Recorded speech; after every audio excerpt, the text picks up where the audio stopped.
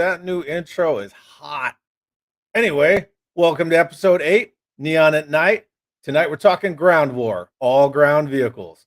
So I'm going to go ahead and bring in my co-host, and this is the spring-loaded Overlord himself, the Neon Prince of Trolling, my buddy James. What's up, dude? What's up, man? How you doing? How you doing? I'm good. Pretty good. Pretty good. Not too shabby. Yeah, getting ready for the holidays? Oh yeah. Got the Christmas tree behind me, of course, and everything, and doing the whole family thing, getting the Yeah. doing the whole family thing. So we don't even have our tree up yet. Oh man, I always put mine up like the day after Thanksgiving. We were so busy moving and trying to get unpacked, and I knew that it was going to be a casualty of that. I was moving stuff into this house on Halloween, so as the trick-or-treaters were walking by, I wasn't, partaking in Halloween, which sucks because Halloween's one of my favorite holidays. And so we're kind of still feeling the ramifications of that. I'm still trying to get this room done, and we didn't do our tree today because we just wanted to have some quality time. So yeah, you're watching that new Troll movie.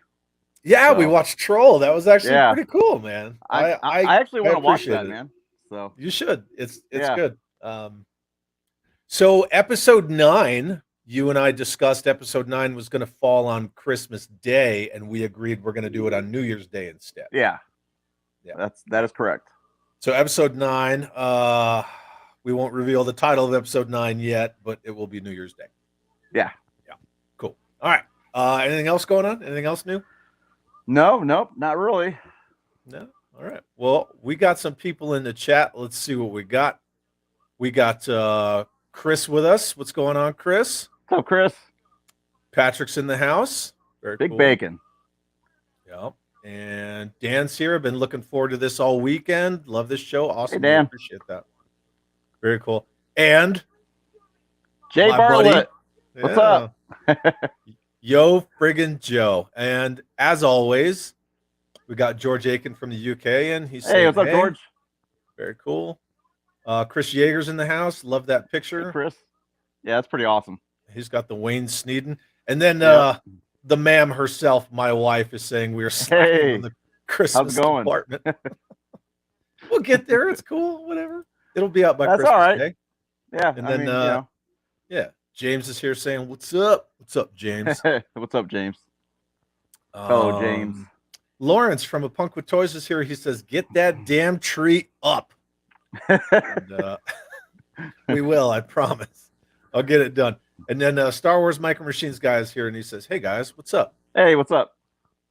Oh, we got some more. Oh, more. Here we go. Backwoods says, "What's up, guys? What's up, Backwoods?" Hey, what's up, Backwoods? And then Nick's in the house. What's up, Nick? Hey, Nick. And Jeff. Jeff, what's up? And then Patrick says that he loves my wife's name on here and that it's epic. Thank you. So hell yeah, we call her the commander because she's an army officer. Get it, ma'am? Commander. Right. That's really cool. She was actually supposed to take over the Charlie company in our infantry battalion, and she was going to call it Charlie Cobras and use the Cobra logo. Nice. Yeah. That's awesome. Cool. Anywho, so yeah, thanks everybody for being here. We're glad that you could all be here with us. Shall we get into it? Yeah, we shall. All right. So we are talking ground war, and James and I kind of talked about we were going to discuss all mid to smaller price point vehicles. We're not going to get into the larger stuff yet. Right. So New Year's. We'll get into that on Anywho, all right. So first vehicle, and they are going to go semi-chronologically, right? Yeah. So our first vehicle is a 1990 Hammer. James, you wanna gush all over the Hammer, my friend? Oh man, yeah, it's such a cool vehicle. It's got so many accessories. Most of them usually get lost, unfortunately. But yeah, they do. But yeah, I mean, it's such an awesome vehicle. I mean, for the price point, from back then, it was affordable. There's so much going on with it. You got guns in every which way, every single section of the Hummer and everything. And you can also open up the you can also see the engine. You can open up the hood and you can actually see the engine, which I thought was really, really cool. That is true. There's actually yeah. a good shot of that on 3djoes.com, but I can only fit so many pictures in a slide. So. Right. But What's up, Keith? It's got a lot. It has a lot of cool stuff, and it also features. Now, I'm not really a big fan of these like oversized seat belts from 1990. I've never liked them, but as far as that goes, I'm not a big fan of the seat belts. But everything else is just outstanding. You're talking about the torso clip style. Yeah, the clips, yeah. So yeah, and the mobile battle bunkers got, they're really obvious in that vehicle. Yeah. Oh yeah. That's one vehicle we're not going to discuss tonight. No. Well, we've talked about it before. Yeah. I love the Hammer. I think it's an awesome vehicle. I love the whip antenna, the way that it kind of comes up and over like that, and that's something that we actually do with our Humvees. And that's cool. I appreciated the fact that right here it has the ammo can that can come in and out of the tray there. Yeah, it's a really awesome vehicle. Holds a lot of figures, has a lot of playability, like you pointed out with the, just the hood and the engine compartment. Right. It's got a lot going for it, Oh yeah, it definitely does. It's a good vehicle. It's fun, and I like the colors of it too. Yeah. And Dan Jammin is saying Hammer's the last vehicle I got. My dad grabbed it for me. That's awesome. That's cool. Patrick says brittle gun mounts, but still a superb vehicle. Oh yeah, extremely brittle. Yeah. Oh yeah. George says if that was a real vehicle, your crew would be going in reverse with all that recoil. Yeah, it's actually a lot of weapons. Yeah. So, we did crazy stuff with the pickup style Humvees in Iraq and Afghanistan, where we were taking fence posting and welding it inside the wheel wells and putting pintle mounted machine guns in them and stuff like that. Sandbags and whatever we could get. You have to be careful over there. So I could see why you did all that stuff. I mean, yeah, but this kind of speaks to my heart in a way. I mean, obviously that's a lot of armament for any kind of real world, but right. We were definitely driving around in Humvees with no doors on them. That's for sure. Yeah. And then Big Bacon saying Singars. I guess he's talking about the radio, the Singars radio. And then Jeff says, love the Hammer, underappreciated piece. I agree with the torso. It definitely is. It really is underappreciated. Yeah. Nick says, I could see that being used in real life. And George says that the Hammer was never available in the UK. Oh, that sucks. Really? Well, I guess Hasbro is sticking with history and shafting the UK all over again, huh? Oh, wow. Simple Tricks and Nonsense. What's up, Johnny? It says Hummer, Hammer. I see what you did there. Yeah, right. The high mobility multi-wheeled vehicle, also known as the Humvee or the Hummer Hammer. Yep. That's right about the time when the civilian Hummers were coming out. Yeah. Yep. And then Jake says, I love the Hammer. Repaint isn't as fragile. Yeah. Yeah. True. Lawrence says that's not a very neon vehicle your show name lied to me. Just wait, my friend. Just wait. We got plenty of that. Stand by. Sit on your hands and stand by because it's coming. All right. It's definitely coming. And then Patrick says we lined our floorboards with sandbags. Hell yeah, we did. Yeah. Yep. Wow. Definitely did. Yeah. Anyway, so that's the 1990 Hammer. You got anything else for this awesome vehicle? Let's see. Well, I used to have the Brawler. It was called the Brawler, the one that came out in 2001, I think it was, or 2002, something like that. Yep. And that was an awesome repaint. You probably don't have a slide of that, but yeah, as far as the Hammer, I don't really have anything else for that. I just think that it's for its price point back then, it was such an awesome vehicle. There's tons of accessories that go to it. Unfortunately, a lot of those are lost now, so it makes it more expensive. But yeah, that's about it. That's all I have for it, really. Yeah, a lot of examples you find of the Hammer these days they're stripped. It's just a shell. Yeah, missing everything. Yeah, which is unfortunate. If you're gonna buy one now, kids, do what I did with my Blockbuster and just buy it mint in the box. And that way, Yeah, you've got a complete one. exactly. I That way, I you have love everything. I love this box art, man. Yeah, me too. It's so good. I like how the digital explosion is kind of like back behind. The, Yep. yeah, And the I believe they environment like did that. that for one more year. I believe they did that in 1991 as well. Then they stopped doing that in 92 or 93, something like that. Yeah, yeah, and we're So gonna have examples of that coming up. So anyway, there you go, 1990 Hammer, and then Nick says 90s wasn't all that crazy with neon. Not sure why a lot of Joe Bro shit on that year. Yeah, yeah, I know. yeah, 1990 wasn't, 91 wasn't either. No. It's just some people just think 90s all neon, which it's not. Yeah, That's cool. they just like to bunch it all in the one like clump. Yeah. It's unfortunate. But Jay and I were we were rating and ranking 1986, right? The biggest year in G.I. Joe history. We were ranking 1986 and Sci-Fi came up and Jay said, this guy needs to be on your Neon at Night show. And I was like, oh, he was. Episode 1. He was, we did like yeah. Oh, yeah. 15 minutes on Sci-Fi. So yeah, that was cool. All right, so we got the Hammer. And we're going to move on to our next vehicle. This is another 1990 entry. And this one comes with a figure. And that is the 1990 Dictator with the Overlord. God, take it away. That's such an awesome vehicle. That vehicle actually like separates into two. I'm trying to remember exactly what it does. I've only had this vehicle like one time. Right there. Yeah. Yep. And it like separates it, makes it into two different vehicles. That's not really all that great looking, but it's pretty cool. It has like two huge machine guns on the top, two missiles on the back, and of course it comes with the Overlord figure, which is a pretty iconic figure in my opinion. That was supposed to be like the new Cobra Commander, I think, around that time, but they just didn't really. They didn't really do any more like with them, Yeah, so here's the figure of Overlord right here. And I got to say, I really love his head sculpt. And I appreciate the fact that his helmet fits on his head and they kept it slim at the top. It's not this giant bulbous helmet that you see on a lot of figures where they have removable kind of helmet or headgear. Right.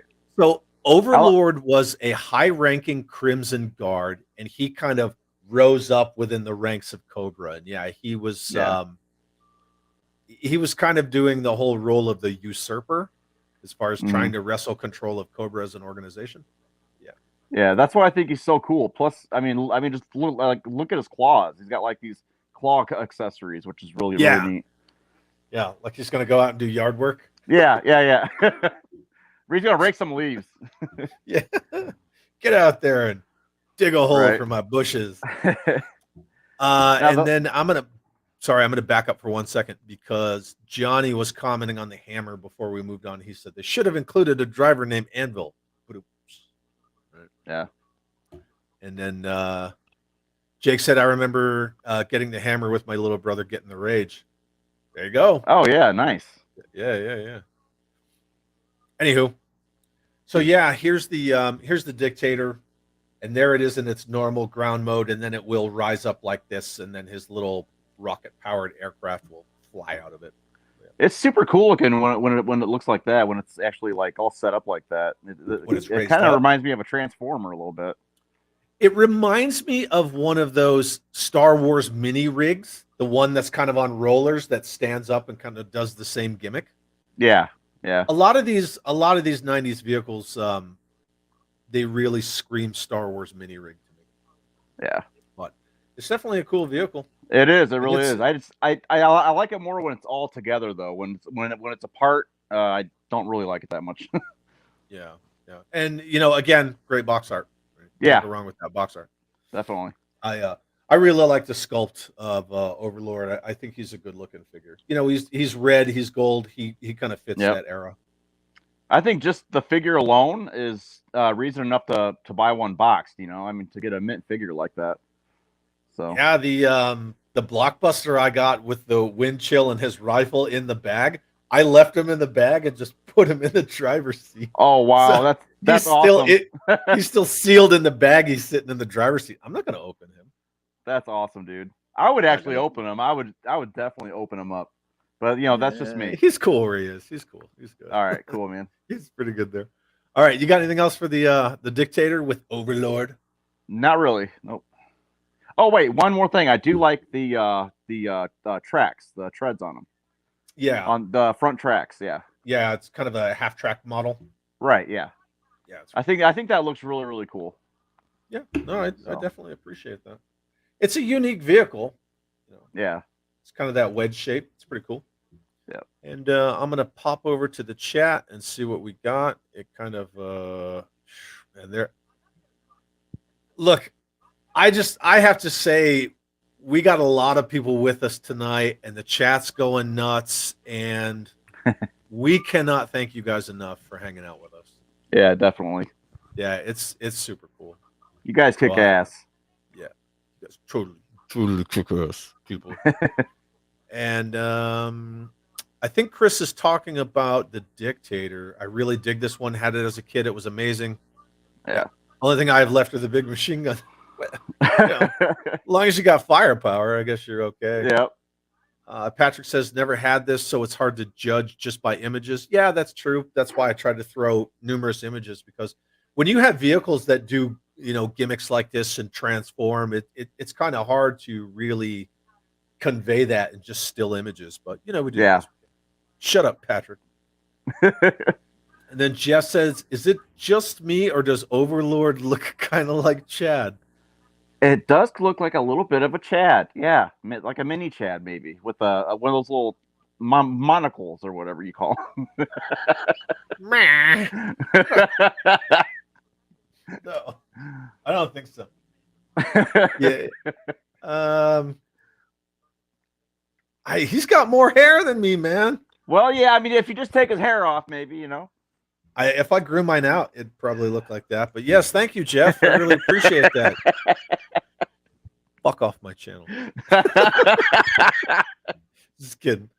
And Jake says, missing the claws on his Overlord figure. Well, that sucks. Yep. And then my wife says, public service announcement. The articulated house now has Christmas. Oh, we have one? Sweet. She put the wreath up. Awesome. We're good. Awesome. We're getting there. Thanks, babe. Star Wars Micro Machines guy says the Leaf pickup arm attachments. You know it. And Payne's Toy Samples is here. That's cool. Thanks for coming. We're glad to have you. Definitely. Lawrence says this looks like something that should have been in the Star Wars prequels. That? I could see that. Or yeah.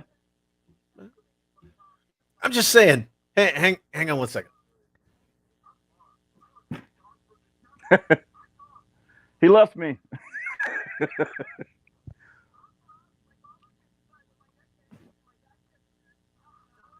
There he is. Yeah, I left you, but I said hang on one second. I had to walk all the way back there, man. Look, I have first world problems, James. It's a long walk to go all the way back there, okay? I was like, what am I gonna do? What am I gonna do? You're like Garth when Wayne leaves him in the movie, and you're like, pretty much. Hey. So, just talking about Lawrence's comment and what I said about mini rigs, right? That's a Star Wars mini rig, right? Yeah, that's cool. It feels very mini rig, right? It does. Just when I look at the Dictator, I just kind of get a Star Wars mini rig kind of vibe. Anywho. And Jeff says he doesn't remember this one. It looks very cool, though. Yeah, you can find them. They're not that hard to find. They're super cheap, too. They're really not expensive at all. Yup. Star Wars Micro Machine guy says, looks like the Ravage. And Backwoods says, looks like a squatting dog. Yeah, that does right there. You know what? Now that I look at it like that, it does look like a squatting dog. It does. So then what's this? What's this coming out of him? That's probably a big turd. That's like a big turd that's just popping out of him right now. Yeah. What's up, Phil? We already said hi to you, but hey. Oh, man, Phil's so rad. If you guys haven't subscribed to Treasures for Trigger and Payne's Toy Samples and A Punk with Toys, You need to go do that right now because these guys are awesome. I will definitely do that right after the show. Actually, I will subscribe. And then Patrick says, looks like the bikes with the jet troopers from Rise of Sky. Yeah. A little bit. I only saw that movie once, and I really don't want to talk about it. But yeah, I wouldn't be surprised if J.J. Abrams stole this design for his crappy ass movie. And then George Aiken says, good night. Catch up tomorrow. Good night, George. Thanks for coming. All right, good night, George. And Johnny says, it's very Masters of the Universe laser bolt. Yeah. Yep. Nick says, looks like something out of RoboCop. And there you go. There you go, Nick. Yep, RoboCop. It does look a lot like something that comes out of that movie. All right. And then Jake says, looks like a vehicle from Masters. Lawrence, thank you. He says, don't forget to hit that like button. We would really appreciate that. Definitely. K-Dog says, standing room only in here. Yeah, we got we got a good showing for Ground War. We really appreciate that. Yeah, and now on and on and on. Everybody's talking about me wearing a monocle and so on and so forth. James Salzberg says, I have the Fun School one. Great little car. That's cool. I've never seen the Fun School one. Oh, nice. Okay. And then Dan Jamin says it's Walker adjacent. Very cool. Treasures for Trigger. Phil says Chad and James, and then 1.2K subs. Chad, yeah, that happened. Yep. Yeah, it really shot up there. Yeah, we're not even talking about that. And then Lawrence says, thank you for the plug, Chad. I tell people to subscribe to you, but everybody already does. See, here we go, right? We're gonna start with that bullshit. Nobody wants to hear that bullshit. You know you want to talk about, Chad. No, I don't. You know what I want to talk about? I'm going to talk about simple tricks and nonsense, because if you guys are into costuming, you need to check out Simple Tricks and Nonsense, because Johnny and Rebecca are the masters of costuming. They are. And he says, I always wish the color scheme on the vehicles and the figures were more in sync. Yeah. Yeah, I could agree with that. That's one thing I've always said about, there's certain vehicles with pilots where the pilots are a perfect mirror of the vehicle. Like if you look at Wild Weasel and the Rattler, they are perfect mirror opposites of one another. Whereas Wild Weasel's more red and the Rattler's more blue. They still have accents of one another and they just pop. There's 90s examples of that too. And we're gonna get into that. All right, so we are gonna say goodbye to my action figure form. You guys are cool with that? We're gonna drive on. Yeah. That's me. Meh, do yard work. Meh. And okay, 1991. This 99% of this list is you. I only added one thing to this list. That's right. I added pretty much the whole list. And the honorable mentions. I put the honorable mentions in their place. So Attack Cruiser. Oh yeah, 91 Attack Cruiser. Let's see. Okay, the 1991 Attack Cruiser is one of those vehicles that gets it's an overlooked vehicle. It's really sad. Like a lot of people, it's like a forgotten vehicle. It's probably one of the best vehicles. It's one of my own personal favorite vehicles in the entire of all the 90s. Like, I mean, it's got so much going for it. It has a glider that you can actually fire this glider off and it glides. I actually had this when I was a kid, so. There's a little bit of sentimental value there. It's got plenty of space for Joes that can fit at least up to like 5, I think.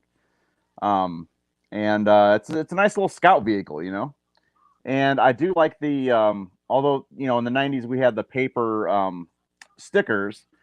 The paper stickers on this vehicle in particular is really, really cool. And this is when things started to go a little bit neon in 1991. So there it is, right? So hey, Lawrence, there's your fucking neon right there. Yep, that's right. And I mean, just look at the wheels. The wheels alone look super badass. I mean, the wheels look super cool. And you have all the guns on it, and they're going each and every way. I mean, it's just a badass vehicle. Yeah, yeah, you definitely have 360-degree security on this vehicle. Oh yeah, I appreciate the fact that it's neon camouflage. Yeah, on the paper stickers, neon camouflage. Yeah, that's pretty cool. It also has like these two. There's like two little mines that can shoot out the side. I'm not sure if you. they're Not they're sure if you right. can, They're right there. yes, You yeah. can kind of see them on the side. Yeah. You just pull this tab down and then they like fling out. And I always thought that was really cool when I was a kid. Of course, I lost it within the first few weeks, but I mean, Yeah. those things are so tiny. I mean, you just lose them pretty easily. Yeah, that's kind of the thing with all the side-mounted, bottom-mounted dropping gimmicks. Like, Yeah. they'll just plop off. You know, they do it with the shark, they do it with the moccasin, they do it on this thing. Oh yeah. But yeah, the box doesn't mention anything about those. But yeah, thanks for bringing them up because they are right there on the side. Right. Yeah. I like the subtlety of the wheels. Like they could have just been lazy and gone black wheels. You know, so Yeah. it's just like this mob of black with neon camouflage and neon weaponry. Right. But at least they're gray. Yeah, and I really like that. I mean, it like adds a charm to it. Lawrence, look, now your show name is not a lie. I told you to sit on your hands and wait a second, man. Yeah, that's cool. All right, so I'm going to back up. And the last thing we saw was Patrick saying he friggin' loved this thing. And Wilhelm Toy and Hobbies in the house. Thanks for being here, Wilhelm. And Zazel. Sergeant Slaughter. Hey, what's up, man? Yeah, Sergeant Slaughterhouse is in the house. Very cool. Johnny says the designer sat on a plane waiting for their flight and saw a baggage conveyor. Yeah. It does kind of look like that, right? One of the little baggage vehicles. Yeah. Yeah, I could see that.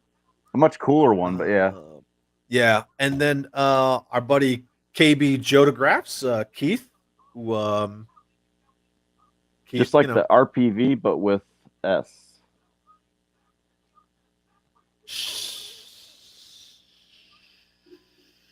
Stickers. I don't know. Stickers, yeah. And then James asked, does the attack cruiser come with slime? No, it does not come with your Nickelodeon slime. Sorry. You could get some and add it, though. Yeah, you could. Patrick says, one of the few vehicles I actually had, so I have that nostalgic love. Very cool. There you go, man, yeah. And then Phil says, neon vehicles so wrong, but so right. That's right. There's a lot of awesome vehicles. Yeah. And you know what? The Bug is 10 times brighter than this thing. Yeah, and that's 1988. Yup. That's from 1988. Sure yeah. It's 10 times brighter and 4 times bigger. Yeah. It's an awesome vehicle. That makes it 40 times more annoying. And then Wilhelm says, found one of these very incomplete in a Goodwill. I thought, wow, this could be cool. G.I. Joe custom vehicle. Got it and found out it was G.I. Joe. Yeah, cool. Oh, yeah, man. That's pretty cool. I have yet to find any G.I. Joe at a Goodwill. I've never been able to do that. I know, right? I go to Goodwill. I go to Savers. I go to thrift stores. I go to thrift stores everywhere, and I never find any G.I. Joes. It's sad. Not a damn thing. No. I don't know. I guess you and I don't have the luck. So. Yeah, I guess not. Jeff says, I remember my neighbor had this one. It was pretty cool to play with. Right on. Very cool. Yeah, it is. And Zazel loved this as a kid. You know what else Zazel loved as a kid? Sticks. He loves sticks. Ask him, right? I'm sure he'll chime in. Like, if you had a good stick when you were a kid, there you go. Yeah. Phil says this definitely looks awesome. Another first. This is the first time you've ever seen this, Phil? I hope so, because that'll be the first. Oh, wow. Tonight. Nice. Oh, and then he said he meant to say with some balls. Oh, okay. Right on. Yeah. Awesome. With some poulions, right? And then Payne's Toy Simple says, interesting. I haven't seen any of the 90s vehicles. It's a good education. Well, stick with us, my friend, because that's what we do. Oh, yeah. Every 2 weeks, coming at you. That's 90s. right. Every 2 weeks. Yeah, except for when I forget. I know, like that 1 week. That was like I think that was either last weekend or the week. Yeah, last. It was freaking last week, and you were like, "Are we doing a show tonight?" And I was like, "We just did a show, James." And you were like, "No, I don't think we did." And I went and looked at YouTube, and I was like, "Fuck, he's right." Like, we'll do it next week. Whatever. You know? It's cool. Yeah, whatever. Like I said, unpacking is still getting me, man. It's still that's all right, man. Dan Jammin didn't have it, but it looks like it could have replaced the Stinger. Huh. Talking about this one? Remember the movie Ice Pirates? Yes, right. Space herpes. What did you just say? It's space herpes. Ice Pirates is so good, but they had that breakdancing robot that was like cutting everybody up. Oh man, so good. Thank you for that laugh, Jake. That was fun. Nick says one I never had, pretty fun looking. Yeah, well, you can go find one. Like James said, they're not expensive. Kirk's Corner, what's up? Oh man, Battlecore sucks. Does Battlecore suck? What? Everything in the later 90s that wasn't Eco Force, Supersonic Fighters, any of those sub teams was just called Battlecore. That's just what it was, just the name for the normal G.I. Joe stuff. Yeah. Battlecore doesn't suck because my Blockbuster doesn't. I guess suck. that's one of many opinions. And that's fair. That's cool. Yeah, that's fair. That's cool. Yeah, whatever. Okay, look. So I'm gonna go back to this Kirk's Corner. There are a couple vehicles on tonight's show that I think suck, and that's okay, right? They're on our show, and I have to talk about them. But whatever. It's cool. It's totally cool. I mean, they're not for everybody. I mean, I feel you grew up around this time, you're gonna like them a little bit more than if if you didn't. But that's also why you and I started this show specifically about 90s stuff, because there are gems that people never saw or they overlooked. Exactly. 90s and 90s sucks. Yeah. But then there's also stuff where, like, in the span of 12 years of a real American hero, you're not going to have something that hits it out of the park every time. And that's right. Agreed. I fucking hate Tiger Force. Me too. I totally dislike that. But some people love it because it was their introduction to things like the Ferret, the Rattler, et cetera, all renamed. And then Backwoods says, I like the show because I wasn't buying Joe's at this time. Cool. Thank you very much. Awesome. Neither was I. And Nick told Kirk's Corner, you shut your filthy mouth. No, we're all friends here. Everyone's entitled to their opinion. You're awesome, Nick. Payne's Toy Sample says normal G.I. Joe stuff, broad labeling there. Yeah, well, that's kind of what Battlecore was. If it wasn't a sub team, it was just called Battlecore, right? Yep, that's right. Yeah, that's what they just became. Battlecore. Everything in the 90s that was not a sub team was Battlecore. That's just what it was, Yep, 100%. And then Patrick says everyone has the right to be wrong. Exactly. Cool. Dan Jammin, wish I didn't hate Tiger Force. Was my chance to get a Rattler. There you go. I got one on the wall. I put Cobra stickers on it. Whatever. All right, so we're going to move on from 1991's Attack Cruiser, and one more time, there's that box art. Love it. I do not dislike this vehicle, man. It's a little 3-man like ATV. It's pretty badass. It's freaking awesome. It's an ATV with pretty much like a drone launcher. Yeah, I like it. And again, it's future forward. Like way ahead of its time, Yep, it's future forward for sure. Yep, absolutely. Because we have drones that we launch off catapults like that, and we catch them in nets. The larger ones that aren't the Ravens. Nice. Oh, where?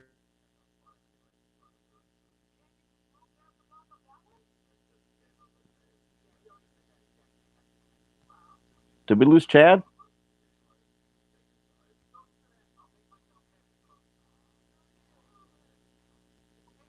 Chad, you there?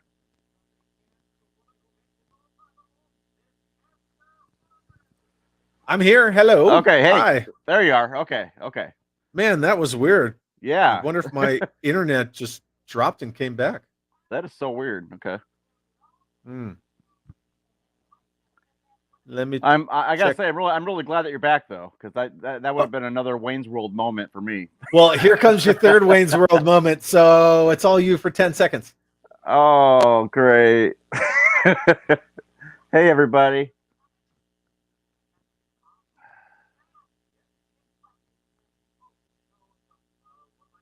5 more seconds.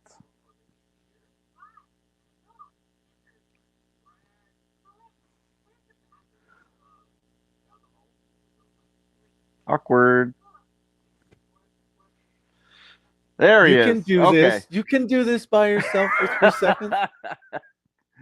I apologize for that. You know, that's part of the joy of being live. I'm sure we lost a bunch of viewers. They're like, oh, they just rage quit. Screw these guys. And it's just like, no. That's all right, man. That's all right. Yeah, I think maybe my my Wi-Fi reset because everything just. Oh wow. Okay. Yeah. Anywho, we love you all. Thank you for staying with us. And yeah, see, Dan Jammin said I was lost in the Neon Matrix. Yeah. Lawrence says Chad's getting so many subs that his computer. See, that's that bullshit right there. That's that bullshit. Yeah. Breathe it in. Breathe in. Breathe all it in. No. Oh yeah. And then Patrick says, "We believe in you, James." Thank you, man. Appreciate that. We got through 3 vehicles, and all we're doing is talking shit. It's fun.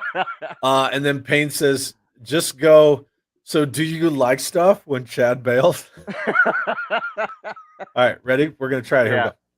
Okay. Yeah. So anyway, awesome vehicle. Has a drone. It's got plenty of green neon. You're supposed to say, "Do you like stuff?" Oh, do you like? Okay. Do you like stuff?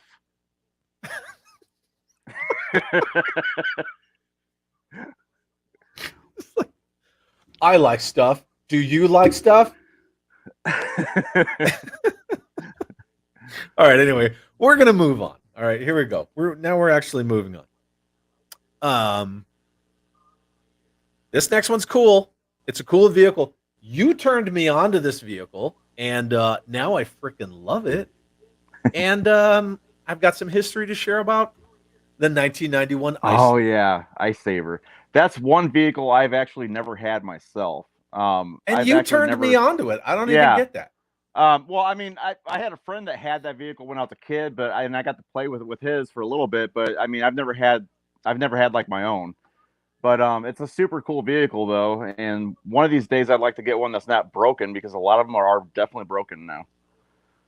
Especially those front skis. The front skis break super easy. Well, because they in both of these images they show them in that far forward position, but they'll tuck back too. Yeah. Yeah, right. Because they kind of go like this forward or backwards, and then they'll rise up.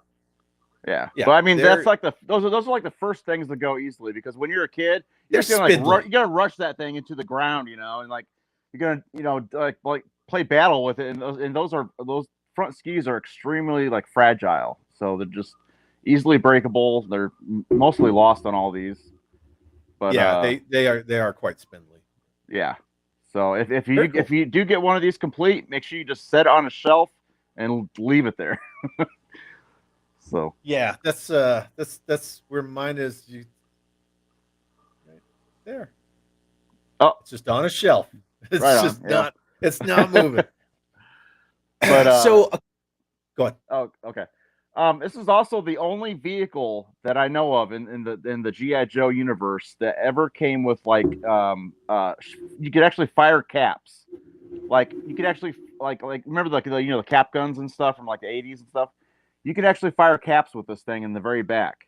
It actually came with like two or three rolls of caps, and then you could I'm not sure why it only came with that amount, but you could actually fire those in the back, and that's all play gimmick your parents will allow. That's it, and then you're done. Yeah. And of course, they don't. They can't sell things like that like anymore. So that's pretty neat. If you ever do come across one of those, make sure you keep it.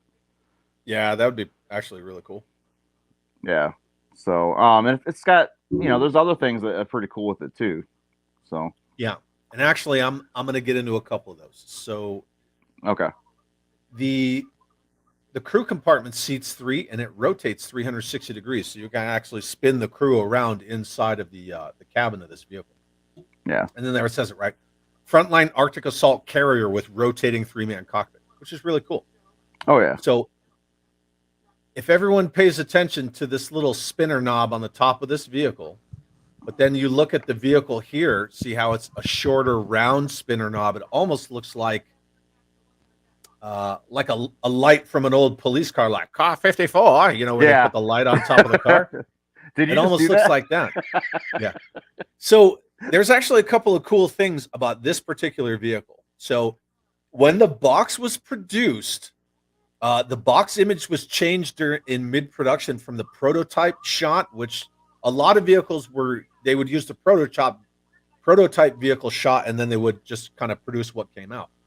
But this vehicle went through so many changes that they actually changed the image on the back of the box. So this is the original one right here. This is the first prototype of the vehicle, and you see the knob on the top matches the knob on the top of the vehicle on the front of the box on the painting. Yeah. So that knob matches, and if you notice the skids on the side where the figures stand, it's almost separated from the body with just two little arms attaching it. So this is the prototype version of the vehicle, and there's all your caps. If you see them on the back of the missile launcher, Right. that's all your caps. So this is the change to the box. So this is the prototype, and then this is the factory produced test shot from the vehicle that was going to actually be put out into production. And so the production timelines necessitated that they use the prototype at first, but they changed it so many ways.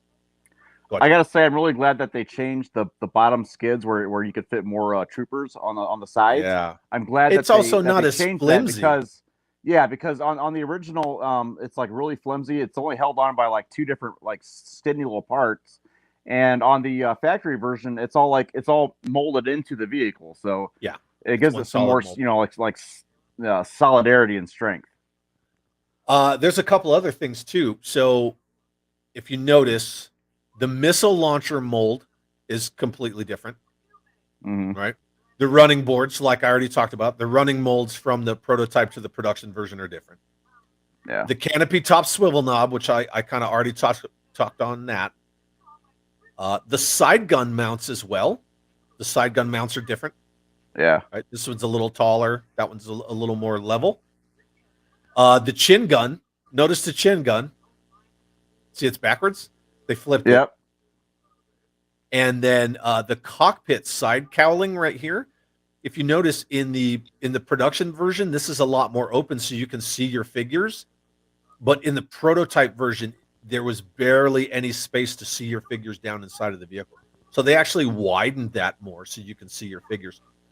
Yeah. And when your figures sit in the cockpit, when you hold it from a top-down view, you can actually see all three of the figures any way you turn it. So it's pretty cool. Yeah, it is. And I do have to add one more thing.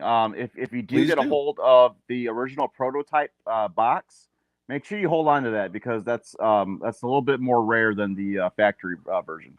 Yeah. Box. Yeah, definitely. So I would hold on to that. That one's common. Yeah. Right. Yeah.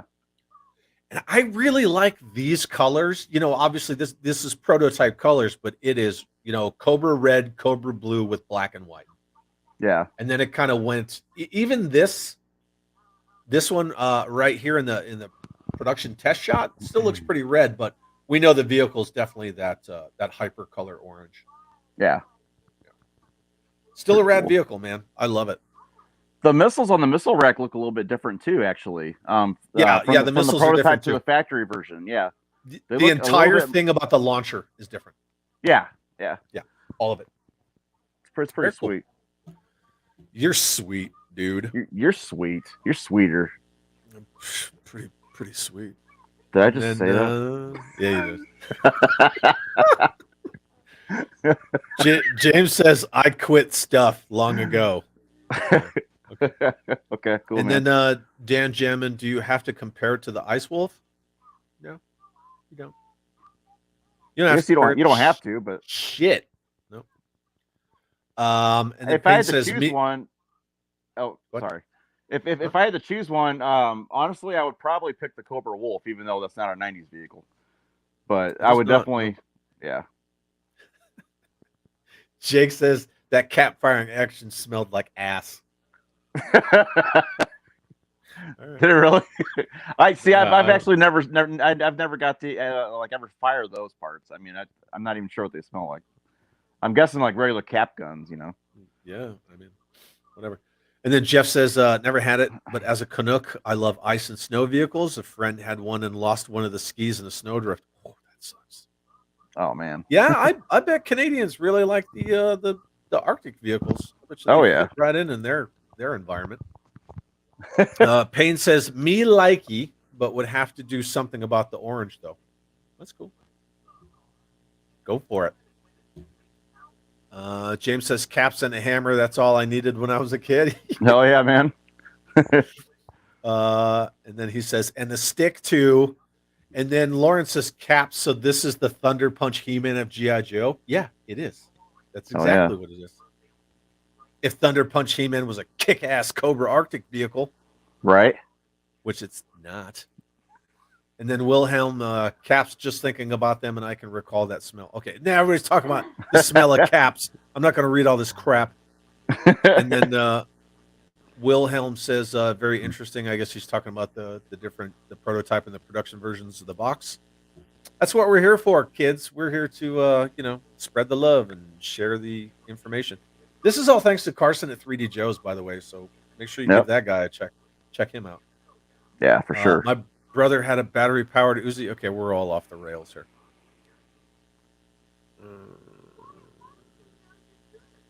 And then Phil says, this thing sounds and looks like a trip. It's actually a pretty rad vehicle, Phil. It's really cool. Yeah, it is. I dig it. And then Backwoods says, did anyone see themselves getting back into G.I. Joe decades later after getting out of it? I know I didn't. I don't want to say I ever really got out of Joe. I just stopped having a lot of toys for a while, if that makes any sense. Yeah, I've never gotten out of G.I. Joe. I just got heavily back into it when I was in my 20s, back in like 2004, 2005-ish. So yeah.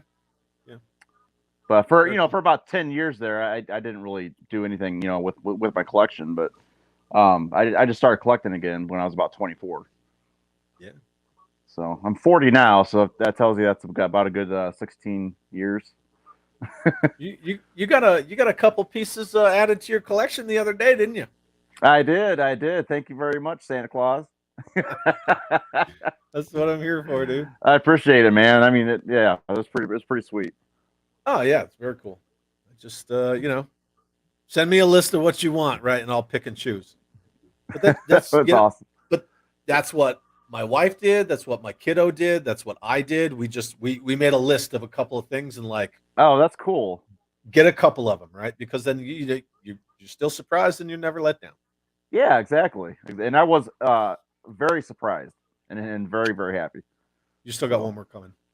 Right on, cool. Man. Can't wait. All right. So now we are going to move on from the 91 Saber, and we are going to talk 1991 Paralyzer. Oh yeah. Go ahead. That's a killer vehicle, man. I mean, I love the whole flatness of it. It's like super flat. It's got that flat look. I like how the canopy can open up, and although you don't really see much of an engine or anything, but it's just mainly just to put the figure in there in the front. But I like how it can it kind of transforms where you can put the there you go. The tracks, you can move the tracks up and down so it can be more elevated or down or low to the ground, And it kind of reminds me of those Russian tanks, those Cold War era Russian tanks, where they're very low to the ground, and they do that for a reason. Not sure what the reason is, but it just looks super cool, man. It's got plenty of firepower. You can put like one or two guys on the back of it. Yep.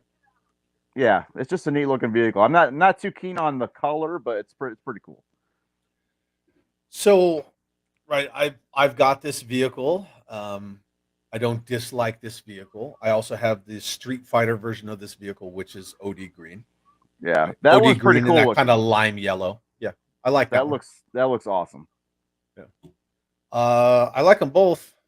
I don't know. I guess my screen just decided to quit. Because it's Sunday. Whatever. I do like them. I like the fact that it has that gimmick where the treads kind of raise up and go down, and Yeah, I think that's cool. Obviously, it's spring loaded. You can't not have spring loaded, but right. It's a sweet vehicle. I like it. It's really it's kind of going in the direction of the Cobra Rat. You can see where we're going. Yeah. Yeah. But this is in no way as bad as the Cobra Rat. No, I think the Cobra Rat is probably my least favorite vehicle out of all of them. So the only thing I don't like about this vehicle, it's just one orange blob. And that's it. Yeah. I don't care that, you know, the treads have wheels in them, because how many vehicles do we see like that, right? The His tank, Right. for one, Yep. you know, Exactly. Since the early 80s, we've had this going on. The Wolverine, et cetera, et cetera. But it's just one orange. They could have done more with that. Like they could have added some more colors and more decals that were like a stronger, like maybe like a red or a green. You know, I mean, they could have done more with that big blob of like an orange. You know, even the part in the chassis at the little driver compartment that flips up, like you could have done something there. Yeah, it's just orange, massive orange. Exactly. The molding is kind of like okay. I mean, it's not like it's not super. It's not bad, but they could have done more with that too. I think they could have added a little bit more detail. But you know, it probably gets like a 5 or 6 out of 10. You know, with this, as far as I'm concerned, it's still cool, but it's not as cool as it really could be. All right, you're gonna practice. Are you ready? Practice your line. Wait, what? I just forgot my line, man. I totally forgot the line. Stuff? Do you like stuff? Okay. Ready? Do you like stuff? I like how you went up with the vocal. Do you like stuff? Do you like stuff? I like stuff. I like stuff and things. Oh, I like stuff and things. Oh man. Oh man, I'm having a blast. I'm having a blast tonight. All right, so now we're gonna back up. I'm making like... my wife laugh over here. She laughed. Good. Do you like stuff? Here we go. Backing up. And then they're talking about, I was in college when this came out. James says, I was in college when this came out and was still buying Joes and had a great setup in my apartment at Penn State. Cool. Oh yeah, assuring man. I was single. Hell yeah. And then a couple of people are talking about classified, and we don't talk about that bullshit on this show. No. We talk about 90s. We definitely don't talk about 6-inch. And then James says, I had the Street Fighter version. Yeah, I got the Street Fighter version. Street Fighter version's awesome. And so he's asking for clarification. When you were talking about Russian tanks, did you mean the BMP? Yeah, I think so. Yeah, the BMP2 and the BMP3. Yeah, they had like these two big like oil tanks on the very back of the tank. These two like drums. I'm not sure if that helps you. That's remember, actually the T-54 tank. So okay. The BMP2 and the BMP3, they are amphibious light armored vehicles with one main gun and like a pan-shaped turret kind of toward the front. It's not a smoothbore gun. It's not a tank, right? It's actually an armored amphibious troop carrier. Okay. The BMPs have logs on them, and that's what they use to recover their vehicles because, communism. Right. Yeah. Anyway, so we're getting a little off the rails. But yeah, you're probably talking the BMP2 and the BMP3. Yeah. And then go figure, what is up, Adam? He says, I also had the Street Fighter version of this. Yeah, very cool. And that's the more popular of the two, probably. Yeah, because it's OD Green. And that's the weird thing, because a lot of people don't like the Street Fighter stuff. You look at the Street Fighter Thunder Machine. Yeah, that gets some disdain from people. I actually like it, though. I think it's pretty cool. Hey, the Street Fighter 2 Dragonfly, remember when we discussed that with Jay Bartlett? Yeah. I love the Street Fighter 2 Dragonfly. It's freaking awesome. Yeah. Yep. And it's not even G.I. Joe, so it's still cheap. You can still get it cheap. Payne says, what was up with orange vehicles? Did the Joes just want to announce shoot me, please? Yes, they did. It's called psychological warfare. It's reverse psychology, and you see this vehicle, and you're like, it's just too easy. I'm not going to shoot. Yeah, I'm just not going to even touch those guys. It's just I feel sorry for them. Oh, classified. Yeah, we're not talking that shit. We're not talking that. No classified in this show. You want to give Neon stuff shit, like give the non-world building freaking Marvel Legends size G.I. Joe bulls. Give that stuff shit. I'll take Neon any day over that. And then Adam says there's no better way to spend a Sunday evening than right. Thank you. We appreciate that. Thank you very much. I appreciate that. James, under his breath, I just heard him say, fuck. So.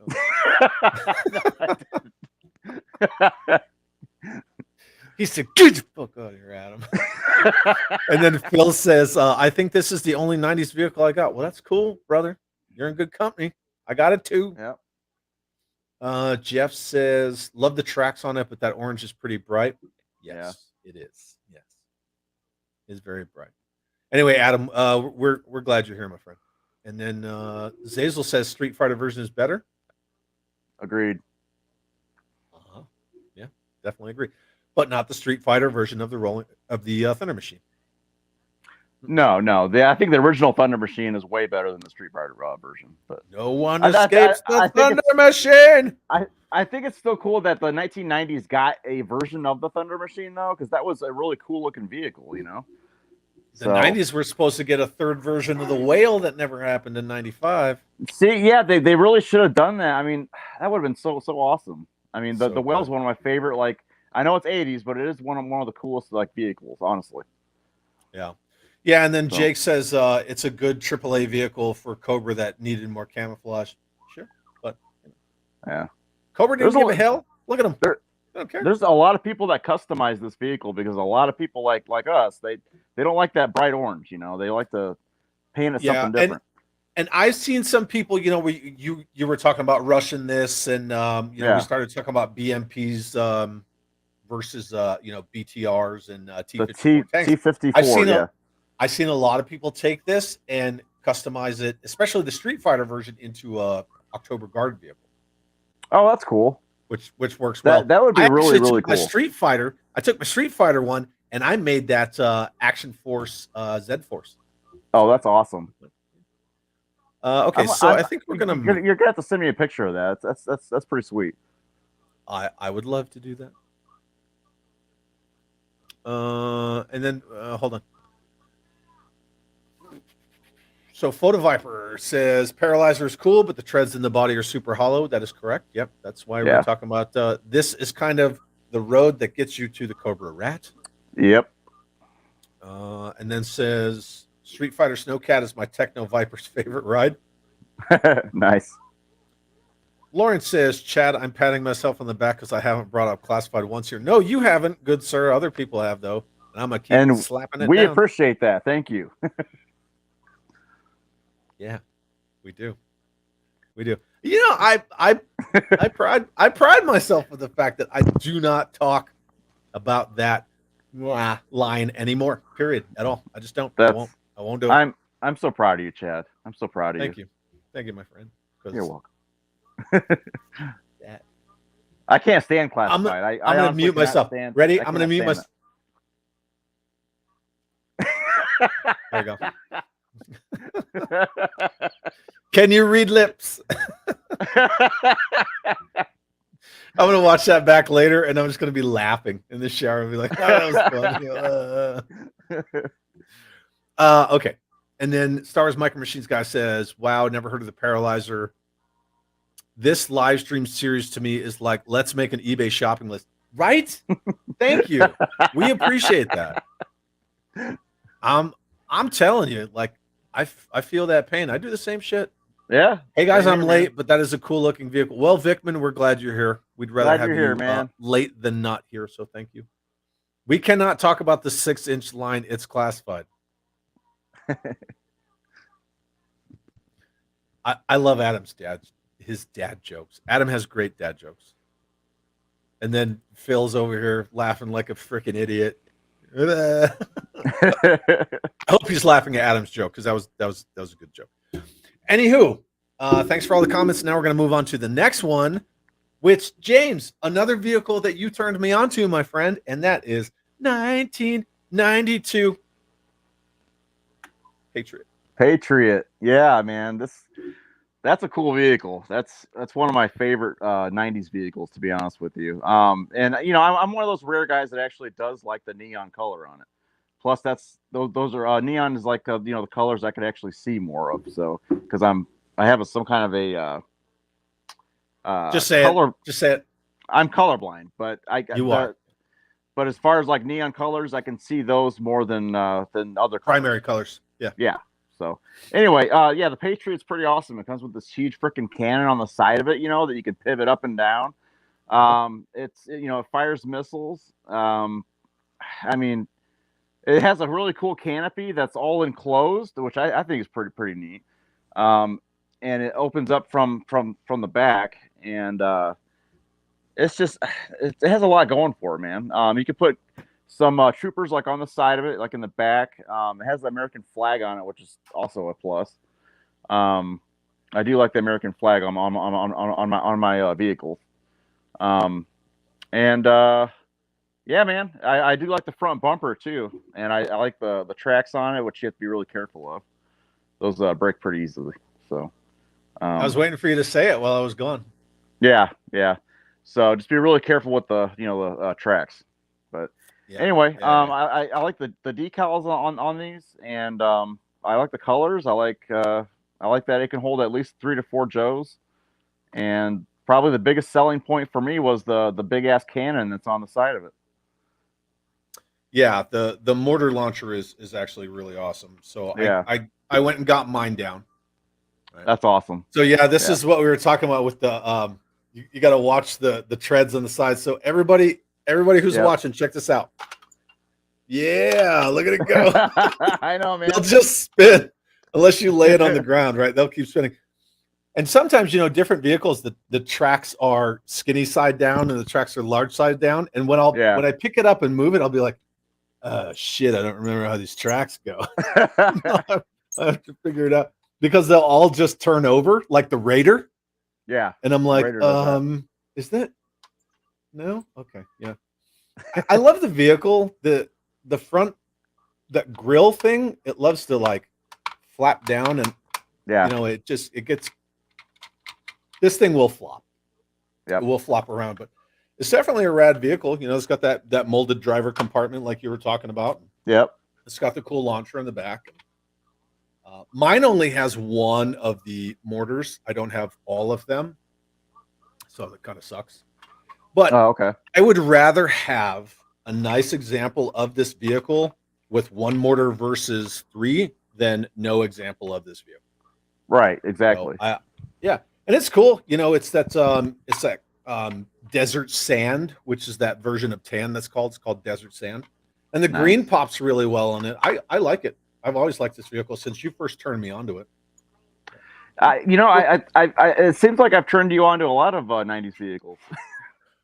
Well, yeah, I remember. I was out of high school in '91, so I was already gone from this stuff. A lot of it I never even saw till you and I started hanging out talking Joes. So well, that's cool, man. Yeah, there it is. That is the 1992 Patriot armored missile launcher transport. I love this box art kicks ass too. Yeah, the box art's rad. It's so rad. Yeah, that's one thing about G.I. Joe. They did so well with the the art and everything on all the packaging. It just they made the vehicles and the figures really pop. It just made them pop. Yep, and we still have the digital explosion on that. Yeah, 1993 is when that ends. I think 1993, 1994. Yeah, we're right around the corner from that actually. The next one's 93.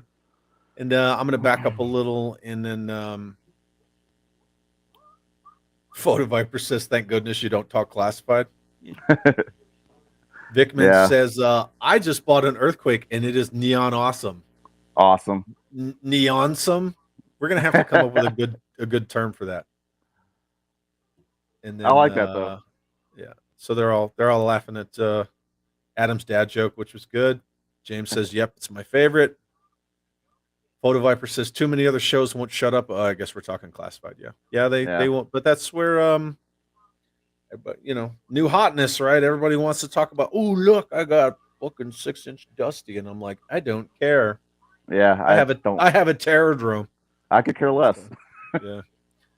I only collect 90s figures, so I collect just 19. Well, I collect 1989 to 1994, but that's all that I collect. You know what? If it brings you joy, buddy, do it. Whatever. It does. Yeah. Thank you. I got Exo Squad standing next to my G.I. Joe, standing next to frickin' Grimlock. I love Exo Squad. That was another toy line that I played with when I was a kid, man. Exo Squad. I had tons of Exo Squad stuff when I was a kid. Yeah. That's Cool. Yeah, I Cool. really need to get back into that. And then Dan Jammin says, wait, it has armor for the driver? Yes, it does. It actually does. Yeah. Pretty cool. We moved away from the Wolverine where they're like, that's okay, cover girl. Just sit here, exposed. And then fire all 12 of those missiles. You'll be fine. You'll be good. Man. Just walk it off. What is that, tinnitus? No, that's not service connected. And then Vickman says, never seen a Patriot in person. Looks cool. It's actually a really cool vehicle. If you can get a hold of one, get one. Yeah. And they're super cheap. You can actually get these for like $30 complete. They're super cheap. Yeah, maybe. I guess maybe 35 or 40, but I've never seen them go any more than that. Yeah. To find one with all of the mortars and the flag intact, who knows? But whatever. Do what you want. I would rather have one that's incomplete than not have one at all. That's for sure. And then Nick says, where the hell was this when I was a kid? I have no memory of the Patriot. Well, that's what you have us for. So you're welcome. That's right. Yeah, cool. Hit up that eBay. No, I'm just kidding. Yeah, we're helping those eBay sales. Photo Viper says, I use it as a moon rover. The treads break way too easy. Yes, they either break or they spin. What was that one shopping channel from like the 90s? QVC or something like that? Like QVC? Yeah. Okay, so there was also HSN. There was the Home Shopping Network. Right. Okay, so we're like the neon QVC. That's what we should do. Man. We should do a promo for this show, like Home Shopping Network. You're like, I know, man. Welcome to the Neon Shopping Network. This is our next item up for sale, $18.99. Buy two. Oh wait, there's more, right? And then we just do that. That'd be so good. Yeah, very shipping's cool. Free. Awesome. Okay, so let's see if we can get through all these. And then Jeff says this is one of the last vehicles I bought. Very cool. Cool. Jake says I had this too. The tracks were wacky, but I had fun with the mortar. Yeah, the mortar's freaking awesome. The mortar's freaking awesome. That's like the big selling point. And then Lawrence says, is that a lowrider with treads? Yes, it is. You're welcome. And then Go Figure says spinny side down. Yeah. The whole thing spins. Dale Santaford, what's up, man? Good to see you. He says hello, everybody coming in. How is everyone doing? Speaking of spinning, we're good. Bumble spins too. Man, what's that? Was that Rogers and Hammerstein? Right. That's that version of Island of Misfit Toys. Yeah. This is where he fought Yukon Cornelius and Rudolph and all them. Oh yeah. This is from a different company that makes these, but yeah, it's by BD&A. This is what it's called. Yeah. So and then Photo Viper says paper stickers were a shame. Yeah, they don't really hold up, especially on the water gimmick airplanes. Yeah. Jeff says mortar must have insane range. I only have one and I won't shoot it, so I don't know what to tell you. Dale says they actually do shoot pretty far.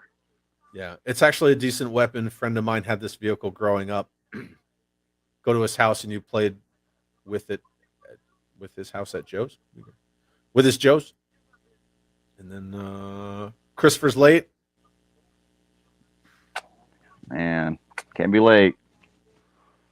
I hope he caught our Home Shopping Network pitch. I hope so. Yeah. Otherwise, you're just going to have to watch that shit on replay. Backwards. What did it shoot out of the cannon? That big ass mortar. Oh God, with your microphone, what are you doing? Sorry. It just fell out of my ear, you know. I'm trying to talk about mortars and it's like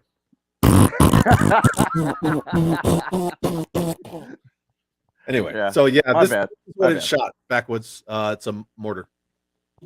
And Phil says, love the black and green. Looks like it could slip nicely into a swamp. Get those dreadnoughts. Yeah, I dig it. Very cool. I can see that. And that's the thing. So again, right, it's off the screen, but I'm going to hold it up. Yeah, look at those treads. They have no idea what they're doing. They're just going everywhere, right?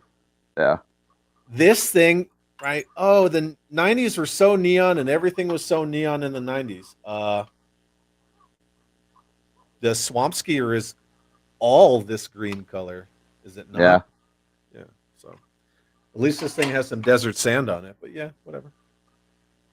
Chris Plus, there's Yeager like says he another- loves the colors. Yeah. There's another dreadnought chopper that's all like neon green too. I'm not sure what it's called, but it's like it came out in like 1986, I think, or 87. I got it right over here on the shelf. Yeah. And then it folds up and turns into a helicopter. Right. Yeah. Yeah. And then Punk with Toys says you can collect both. Yeah, we're not doing that. We're not talking about that. No. Yeah, you can collect both. You can collect Exo Squad and 1/18 scale GI Joe. Yeah. Yeah. How about that? Jeff says Exo Squad is awesome. Go ahead. Yeah. I pretty much collect like anything that I had when I was a kid. So like any toy line that, but it's mainly GI Joe is what I collect, but like there's all types of different toys that I have. I mean, from different toy lines. So. Nice. And then Adam says Home Shopping Network is how I got my Death of Superman comic. That's cool. Nice. That's actually really cool. I still have Photo Viper says, yeah, oh yeah, me too. I have that whole run all the way through the Death and Rebirth and all that. Same, and same here. 4 different Superman. Yeah. Then Photo Viper says my Patriot's missile shoots about 10 feet. They go pretty far. Yeah. Oh yeah. It says, haha, mortar cannon shoots missiles. Yeah, well, whatever. Shoots mortars. There's a lot of comments.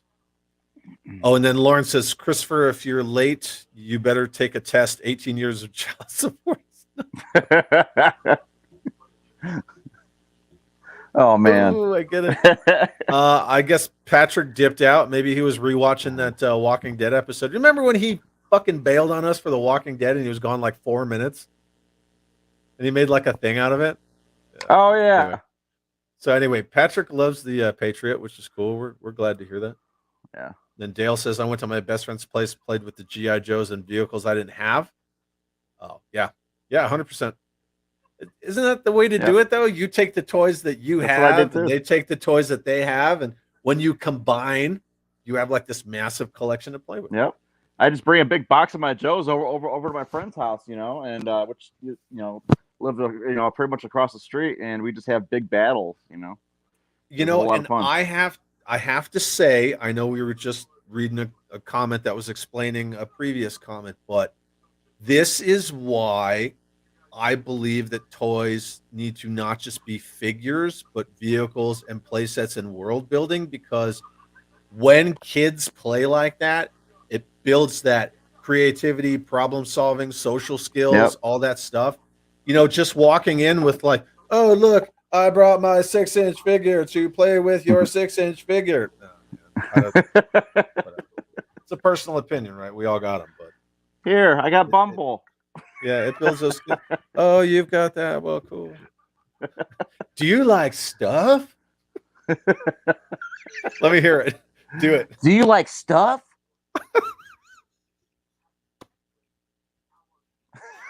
I like stuff. Wait, you like stuff? I like stuff too. Yeah. Do you like stuff? All right, here we go. We're gonna move on. Okay, so now we're talking about Reign of Superman. Boy, we're all over the place now, man. Oh, and then Jeff says, if there's a GI Joe 1/18 scale vehicle or figure, there's a good chance Chad has it on a shelf behind him. Yep. Yeah, probably, yeah. That's true. Seriously cool though. Yeah, I mean, not being like that guy, like Giga Chad, like super extra, like I got that. Let me go get it. I'm gonna go get it right now.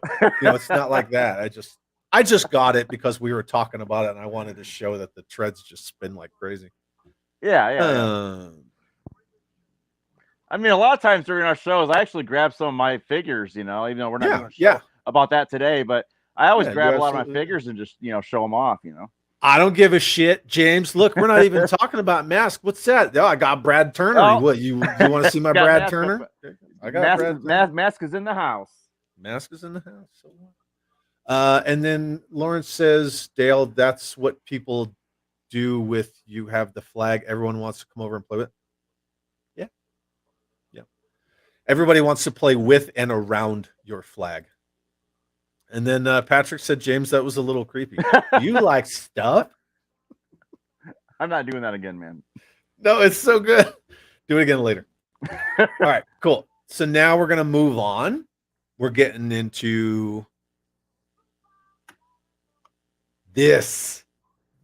Oh yeah. Oh, I love this vehicle. And you know what? Man. I didn't lie. I confused myself. This is the last 92 vehicle. Then we'll move on to 93. Yeah. 1992 Cobra Parasite. What do you got, my friend? Well, it's definitely my favorite. Honestly, this is my favorite vehicle of it's my favorite Cobra transport vehicle of all, like of the 80s and the 90s. Like this is my favorite. Over at his tank. Yeah. Yes. Well, partly because I had this when I was a kid. Do you like stuff? Anyway, I'm going to mute myself again.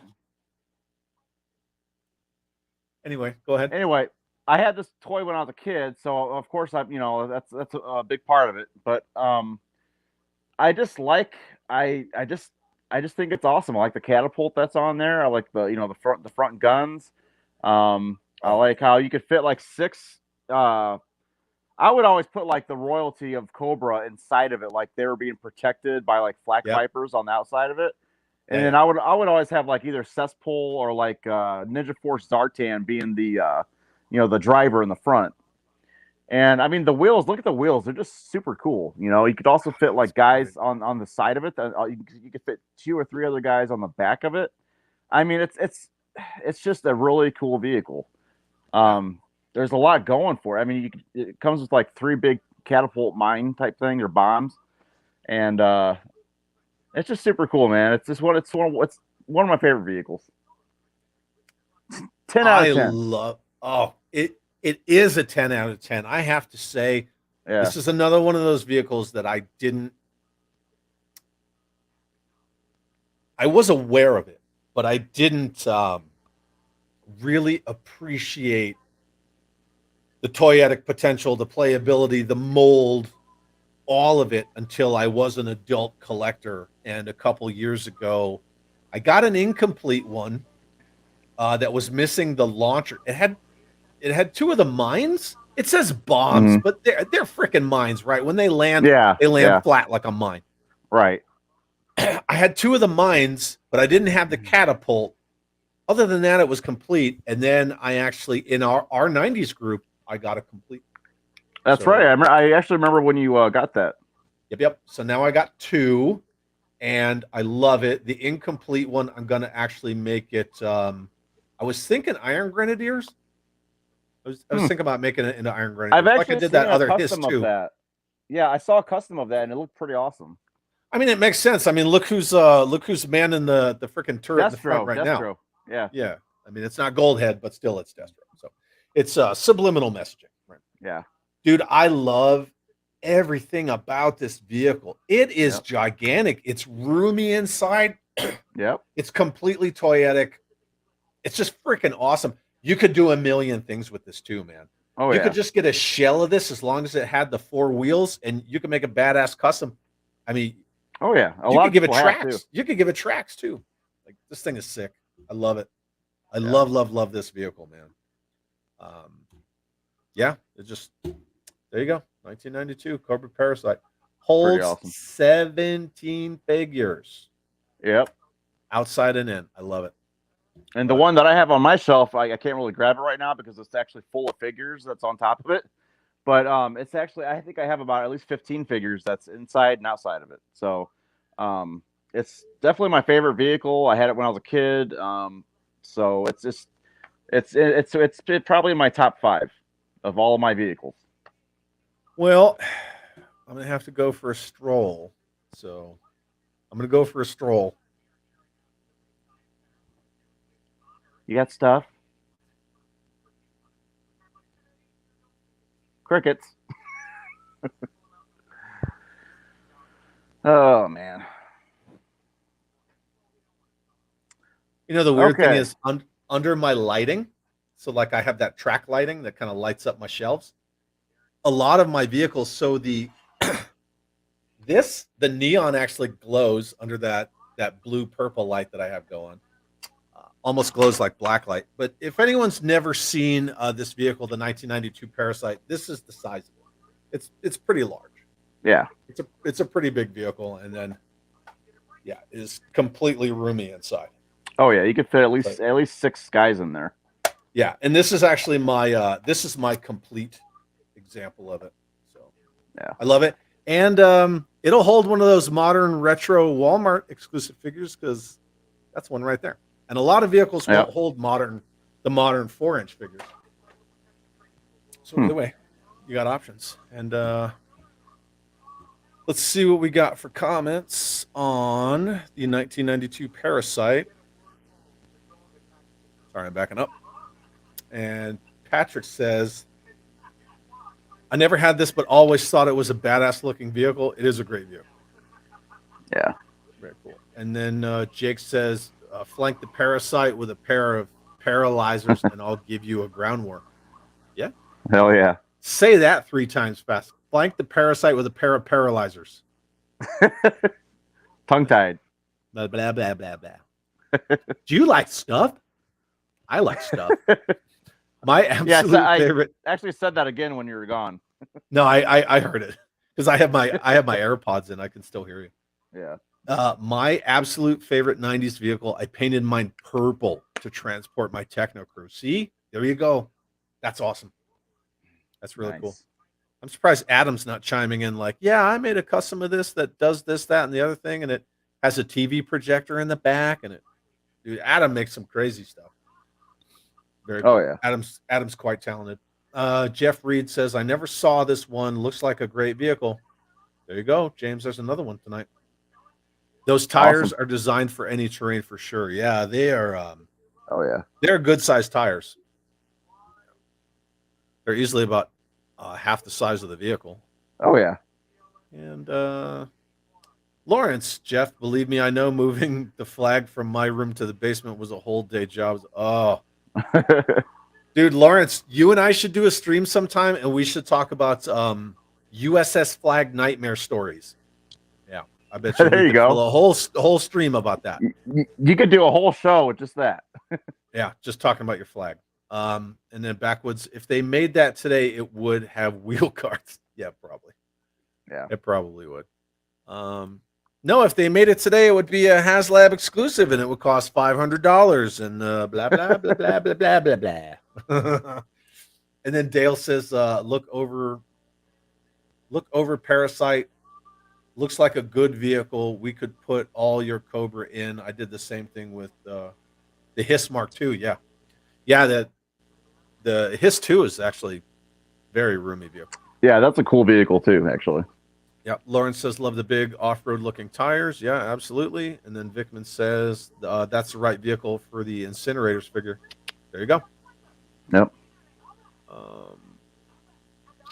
And then Christopher says, take over the show? We'll take over what show? What are we taking over? Hi, James. Want some candy? Like that little weird kid in Predator 2. Want some candy? Want some candy? As a kid, I might have wanted more paint, but I like it in hindsight. Yeah. But still a killer vehicle.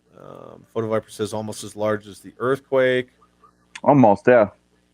Phil says take your bros to Joe Fest in that thing. Hell yeah, I would. I'll take you to Joe Fest, Phil. Come on, let's go, man. We're gonna go. And then Chad, a custom Iron Grenadier from the Cobra Parasite could work, or Steel Brigade. Yeah, Steel Brigade. Nick says, love this vehicle, crazy cool design, troop carrier, and amazing play value. 100% good. Agreed. Yep, agreed.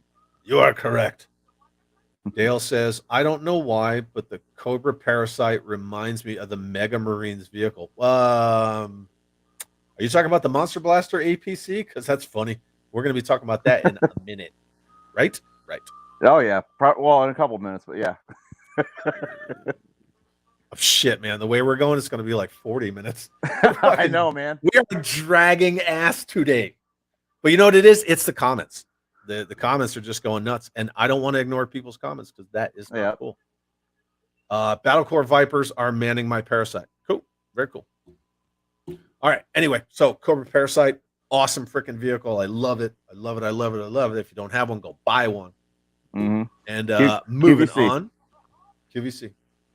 Welcome to the Neon Shopping Network. Go buy one right now. Oh, wait. There's more. 1993 Mud Buster. Oh, yeah. All right. You want to talk about this Buster? Sure. I've actually never owned one yet in my entire collection, and I'm actually getting one tomorrow. I'm actually getting one of those tomorrow for the very first time in my entire collecting ever. And I'm also getting, and I'm also getting the box that goes with it too. So I'm pretty excited about that. I like how very cool. I like how there's you can put a guy in the back and he's like firing them. There's a missile launcher in the very back of it. You can hook up a missile in the back of it as well. I know the front put a string on that sucker too. Yeah, and the front bumper, like actually, I can't remember what you do. You like press a button or something, and the front bumper like it extends, punches out. Yeah. What I don't like about this vehicle is that they use the same parts that go with the Ice Snake for the 1993 Ice Snake. They use that with the cannon, but I mean, it actually works kind of well with this vehicle, so it's not too bad, really. But they use the front canopy part for that, and they also use the missiles and the missile launcher. Is the exact same as what's on the Ice Snake. You know why you and I are good friends? Why's that? We're going to come back around to the answer to that question here in a couple of minutes, okay? Okay. So, 1993 Mudbuster. There it is. I like that it kind of has that, I don't want to call it Jurassic Park, right? Like Dino Hunters, but you can see kind of a Jurassic Park feel. I can definitely see a Jurassic Park. 1993? Yeah, I see a little bit of a Jurassic Park feel in this vehicle. But it's cool, it's just it's stripped down, it's straightforward. That weird green is a very unique color for this vehicle. I like it a lot. Yeah, me too. And it's very straightforward. And that's it, right? Yep. No thrills, no frills. I mean, it has some good play gimmicks to it, but yep, that's it. 93 Mudbuster. Love it. Very cool. Can't wait to get mine tomorrow. Hey, if Josh Nelson, if you're on the show, I can't wait to get this tomorrow. Thanks. Awesome. Very cool. Hey, check this out, right? So Vickman, Mudbuster was underrated vehicle that has some cool features. Absolutely, right? Yeah. I'm sorry. Nick says Mudbuster, love this one. Very cool. Chris, this is another vehicle I never seen before. Nice. Man, we're killing it with that tonight. Yeah. Lawrence, same. I didn't know I needed this vehicle till just now. Welcome to the Neon Shopping Network. QVC. Oh, man, it's so good. And then Jake says, working on a custom for Mudbuster. Have a beautiful untouched one. Cool. Really cool, man. Nice. That's really awesome. Do you like stuff? I like stuff. Photo Viper said, I missed this one. I would put Muskrat in it to hunt the Dreadnoks. That's a cool figure to put in there, actually. Now you're talking. Now you're talking. Patrick, how did I not know that there was a badass redneck pickup truck like this? I need to add this to my collection. There you go, dude. ASAP. That's three people. Yeah, ASAFP. That's three people that didn't even know about the 93 Mudbuster. That's why we do this show. Yeah. Kids, ladies and gentlemen, that's why we do this. Backwood says, I like it. Robert Mobley, what's up? Says, good evening, Neon Warriors. Good evening, good sir. Thanks for having yourself with ourselves. Do you like stuff?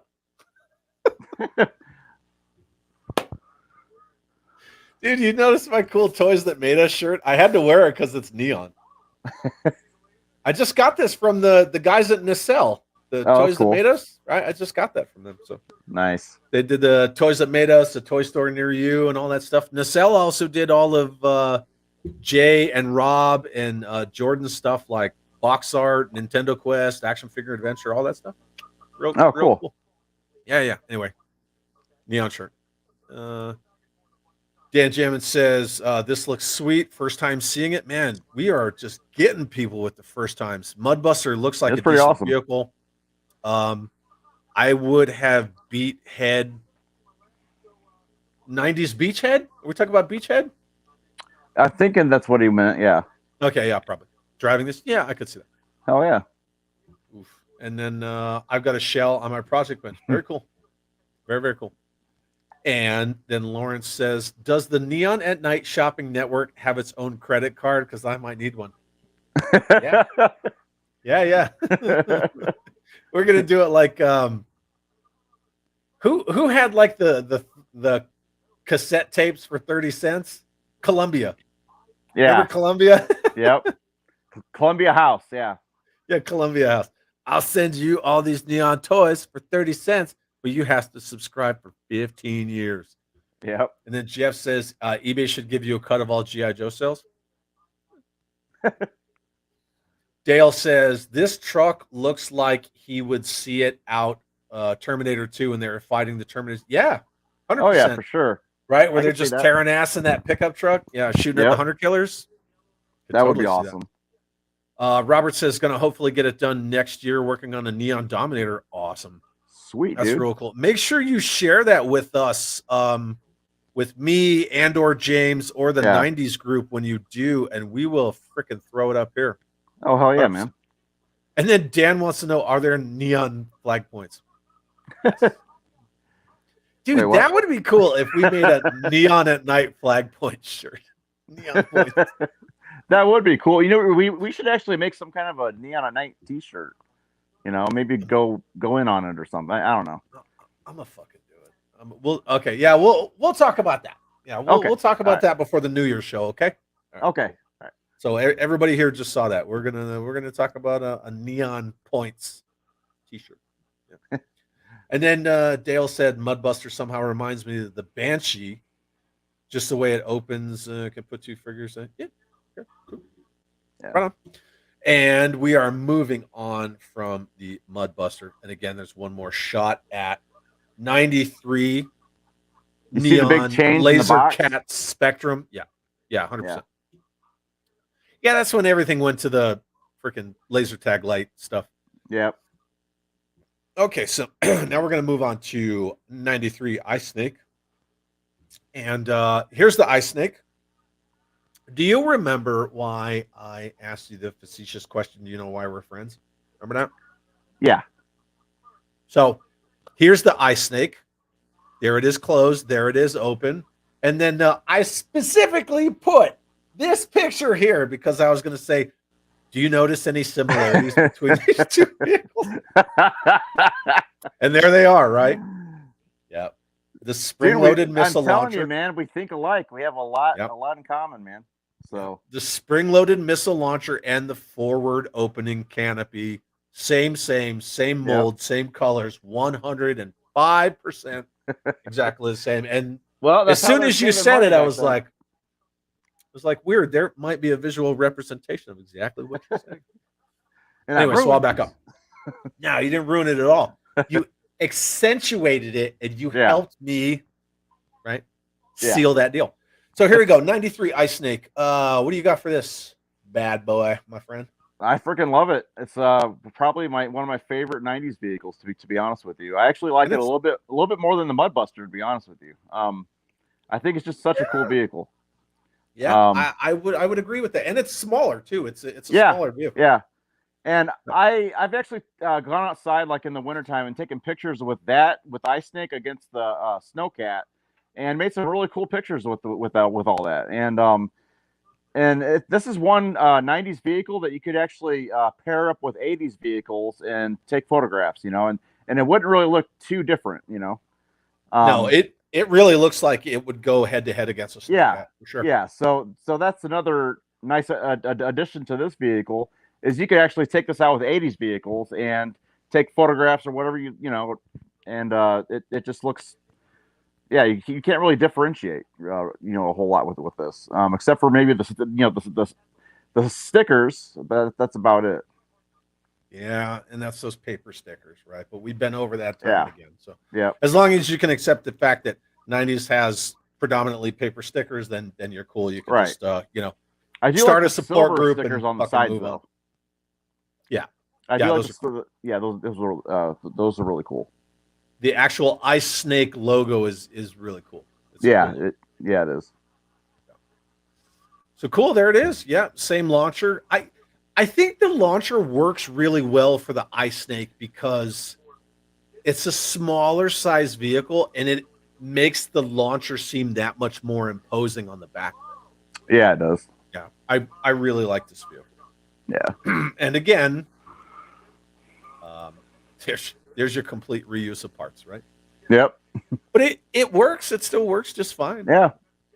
I like But it both, but yeah, this is just a time in a real American's history where this was their second biggest year, 1993, and it was some of the measures that they put in place. Like, Kirk Bazigian was telling me these are some of the measures that they put in place to help boost the sales in '93, and right.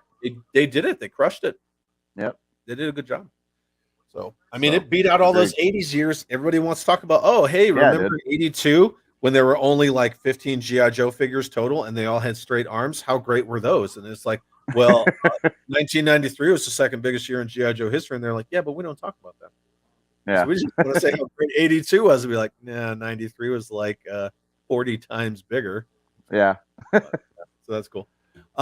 Let's see what we got for. Oh wow, we got. Are there neon flag points? Mudbuster. Okay, so Backwoods says neon group ? Yeah, James started a 90 to 94 neon GI Joe Facebook group. Right. It's just called G.I. Joe 1990 to 1994. It's in the description. It's in the link. Yeah. At the bottom. Yep. But yeah, it's always in the description. We would love to have you. So yeah, if you just want to join up. 100%. And if you post something that's non-90s, I'm gonna boot your ass. And we are like the only group that's on Facebook that is all about 1990 to 1994. Just those years, nothing else. So only. Yep. 100%. Yeah, we are the only group that's out there that actually does just 90s stuff for G.I. Joe. Yeah. And then Robert says it's going to be an Eco Warriors custom. That's I guess the Dominator he was talking about. Vickman says Neon Warriors, and then Patrick says we need to do challenge coins, whatever. Yes, Jake, they have the exact same roof. Yep. And Vickman says talk about reuse of parts. You know what? 83 was all reuse of parts. They had 4 figures with the same freaking head, so it's okay. Yeah, they use a bunch of like the same wastes and everything. Yeah, and if you own any classified figures, then you can choke on your own words because I don't need 10 Snake Eyes. Right. Yeah, no, the parts weren't even repainted. I need an Ice Snake sometime in the future. Get one. They are. I'm actually getting one tomorrow. I'm actually didn't you send me mine? You sent me mine. Yes, I did actually. Yeah, you sure did. And now I'm finally getting one back. That's crazy, man. You sent me the only one you had. I trade a lot. Like it's like a big addiction with me. Is I'm always trading G.I. Joes. I mean, that's so. But and then look, Chris says I gotta have this. Going to look for it right now on eBay. Well, let us know if you find it, and yeah, cool. We will celebrate you for purchasing it. And then Patrick says, apparently these hit after my playing days ended. Well, that's what we're here for, my friend. We're here for you, Big Bacon. Yep, always. And then Dan Jammin says, the toy looks way better than the art, in my opinion, for this one. Yeah, I'd have to say you're right. I don't have a problem with the art, but I was really impressed with the vehicle once I got it in hand. Yeah. Yeah. And The then art's backwards not says, bad. But... What? No neon. No neon on these. I finally started putting strings on the missiles so we stopped losing them. You damn straight. And Photo Viper, in fairness, it's no Wolf, but it's still a solid Arctic vehicle, B+. Yep, I would have to agree. All right, that's cool. Bickman says, honestly, the white plastic on this one, I just don't like it. Always wanted to customize mine. Also, don't love the stickers. Fair enough. Fair enough. How would you customize this, Vickman? What would you do? Like Cobra Blue with red? Black with blue? There's a million things you could do. That's what I love about customs, man. Like, you look at a vehicle and you're like, how am I going to change all this stuff to make it flow and make it look different? Yeah. It's so much fun. Dale I'm says, actually starting to do that with figures. Yeah, you should. I'm actually just starting to do that now. Very cool. Dale says, that's a small Cobra vehicle. This is something you would get normally bigger vehicles or sometimes for holiday or birthdays when I was growing up. Yeah, cool. Patrick says, I think I'm going to have to join that group. Dude, you're not in our 90s group? Patrick's not in our 90s group? I guess not. Well, come on in, man. Yeah. And then Robert says, I'm in the same boat. You better answer those questions, dude, or I'll deny your application, though. Lawrence says, that is the teal the Detroit Pistons wore in the 90s. Okay. And now I'm not going to be able to unsee that. Thank you. Anybody want to trade a vintage vamp for a Mudbuster? Oh, man. Now we got people trading shit on our show. Man, dude. Do you like stuff? Would you like to trade stuff? Anyway. Okay, we're going to move on. I added this next one. This is me. And it's awesome. Very rare for me to add anything Ninja Force because you know how I feel about ninjas and GI. Yep. I sure do. Right. So to me, the whole word ninja starts and stops with Tommy Arashikage, and that's it. But that's just my headcanon. So that's the Ninja Lightning, do you have one of these? I do actually. I also have one with the box too.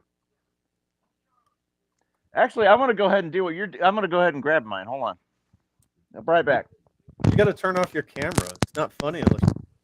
Hi, welcome to Neon at Night. My name is Chad. Do you like stuff? I like stuff. Anyway, we'll let him go away. Anyway, so this is the 1993 Ninja Lightning, and here he comes. All right. I'm back. I can hear you coming back. Shut up. Is that your box one? Let's see it. Yeah.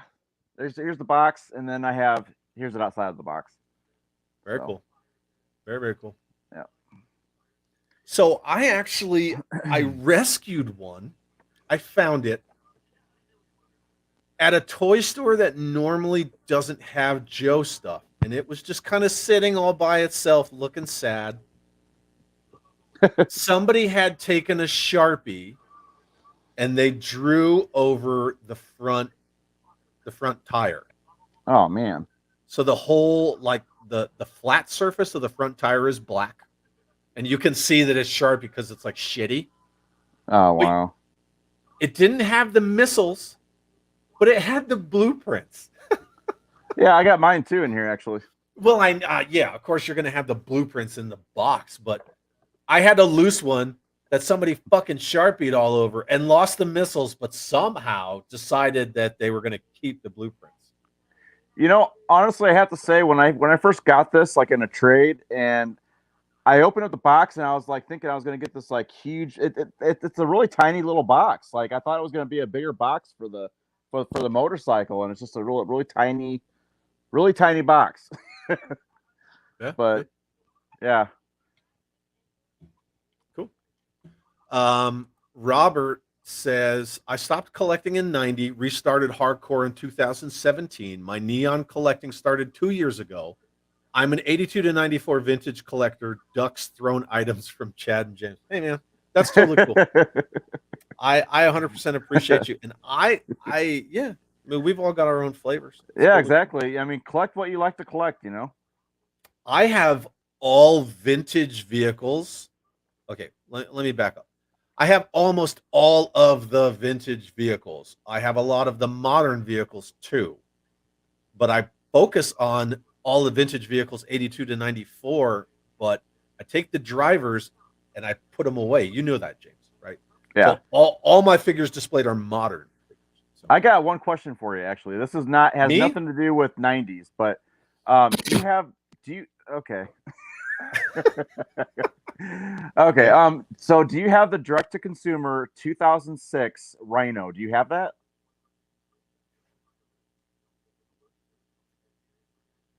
No, I have the rock one. Oh, okay. You talking about this guy? Yeah, that's exactly what I'm talking about. That's the rock one. Oh, the rock. That's Okay. not the other one is different colors. This is the black one. Yeah. Because I actually used to have that. It's an awesome vehicle. I have it, but again, it's like when you talk about variants and different colors and the molds and stuff like that, it's like the modern Rise of Cobra Night Raven, right? Yeah. I have one of those, but I also have an original Night Raven, and they have a desert digital camouflage version of the Rise of Cobra one called the Sand Snake, I want to say. Oh, okay. I don't need it. You know what I mean? Yeah. So I don't chase down all the color variants. But anyway, I only wanted to. There it is. Pull it. Yeah. Oh crap! So I just broke it. Did you really? Yep, I just broke it, man. Oh man. Okay. Did it just yep, pop I off? broke it. Did it pop off or did it break? Hold on. Oh, thank God. Thank God. Hold on. You just popped it off. Yeah, I just popped it off. Yeah, because if you pull it too hard, it'll pop off that little track. Right. Yeah, you're good. You're totally good. Man, that would have been funny. I mean, these things break so easily, especially the whole front part. Like, if you're like if you buy this like in the box like brand new, do not put it together because it's just gonna snap off like right here. Actually, yeah, Jake made a comment on that, and he said front forks break just by looking at them wrong. You're damn straight. Yeah, I was lucky and found this already put together with the box that came with it, but it was already put together like from way back then. And those are the ones that you want to get, because if you try to put it together now, it's just going to snap right off, and you're not going to be able to have a front wheel. So I like Lawrence's story. He says, I actually have this one, and I don't know how or why I got it. So, yeah. And like I said, mine was just it's kind of like when you're driving, right, and you see like this lost dog on the side of the road, and you're like, man, I really should like save that dog, you know? Like it's the right thing to do. Right, so I'm in that store and I'm like, that's a Ninja Force bike right there. I even pointed out to my wife and I'm like, that's some random ass Ninja Force Joe bike just sitting there. And she's like, oh, go get it. You were on a rescue mission on that very day. I was, yeah. It was just a timing, and I happened to just turn and look, and it was on a shelf, and I was like, it doesn't go there. But it had blueprints, and I was like, well, fuck, it's got blueprints. I'm just gonna get it. So, yeah. So I saved it. It's on the shelf, whatever. Robert says, I got a couple of these, wasn't sure what it was until I got into the 90s group. There you go. Nice. Hey, pimping our group. Photo Viper, nobody has been able to assemble one on camera without breaking it. Exactly. I saw you like guys 7 should do 8 the hooded Cobra Commander guy trying to put Brian? it together. Yeah, Brian, and it totally snapped right on him. I was like, oh man, that really sucks. And that's too bad because Brian's such a cool dude, too. Yeah, and he had just bought that, you know. He opened it up and right on camera, and he was putting it together, and sure enough, it just snapped right on him, and he couldn't really do anything with it then. Yeah, this is actually a really cool comment. Backwood says it's the Ram 2000, and I can see it. I could see that, yeah. I 100% see it. I like it's even more so Ram than Silver Mirage, because Silver Mirage is a sidecar. But yeah, this totally Ram. Right. Look at that. That's actually perfect. Yeah. It's the Neon Ram 2000. Badass. Yeah. It's like Kit, only not a car, and neon and Big Bacon says this looks like the epitome Neon at Epitome night. of neon at night. Yeah, 100%. Yeah. That is definitely neon at night. It's gonna get worse or better depending on how you look at it, but it's gonna get crazier here in a minute. By the way, guys, I'm driving home, so my messages will be whenever I get to a stop. Yeah, that's cool, man. We're just glad you're with us. That's all. Yep. Glad you're hanging out with us. Vickman, I got this one in a Walmart with one of my first real job paychecks. Oh, This cool, one man. restarts my collection. That's very cool. Right on. Nice. Really, really cool. And Dan says this was my chance for this bike. The Cobra Blue would be on point for a Cobra bike. Yeah, I could see that too. Oh yeah. 100% see it. Photo Viper, you should shout out your Dark Years group as well. Yeah, the Dark Years group is fun. Oh yeah, the Dark Era. Speaking of which, yeah, I got a bunch of that stuff over there. So, yeah. The plastic is super brittle. Says Ratface James. Robert says I have one of those PCC rhinos. Sand Serpent. Yeah, that's what it is. The other Night Raven. Dale Santaford says I own 3 versions of this motorcycle. They all broke the same way as a kid. To play with my toys, I had the Mortal Kombat version of this. Cool. Pendragon is here. What's up, man? Sorry I'm late. Can't believe you started without me. Well, we had to, so that wasn't personal, but you're like a fucking hour and 50 minutes late, so that's on you, dude. And then Dale says, I had 2 versions of that Snake Eyes. My favorite Joe is Ninja Force figures. They're so easy to break. Okay. Cool. Okay, so we're going to move on from the Ninja Lightning. I just wanted to share my story that I rescued it like a sad little puppy with blueprints. So now we're going to move on. Hey, James. What's up? Do you like stuff? Oh, hell yeah. Do you like the 1993 Monster Blaster APC? Oh yeah. Anything that's Mega Marines, man, it's just awesome. Yeah. The Mega Marines. Plus, this has like its own unique like card art, like packaging art. That's not on the rest of it either. Yep. Like on the rest of them, but and the action figures too. That has the same kind of card art. It has the neon green, kind of like, I'm not really sure how to describe it's like it. It's like the plasma talks kind of. Yeah. Because that was the whole thing of the Mega Marines and the Mega Monsters was the plasma talks and it transforms them and blah blah blah. Yeah, so that's what it is. But this is a great transport vehicle for like G.I. Joe. So the G.I. Joes finally have and as far as the 90s, they finally have a nice transport vehicle, and that's what you get right here, the Monster Blaster. And it's also an amphibious vehicle, and it holds. I mean, it's got so much firepower. Just look at the big cannon that's on the top of it. I mean, the wheels too. I noticed the wheels are the same wheels. They reused the wheels from the. I believe that would have been the Mean Dog. I think that's what the vehicle's called. Has the same wheels as the Mean Dog, or maybe that's the Desert Fox. No, it's not the Desert Fox. Wait one. Okay. I think it's the Mean Dog. I think it has the same wheels as that one. 100%. Yeah. Yep. Okay. Cool. I just went and looked at my Mean Dog. It's right. Yeah. Right there.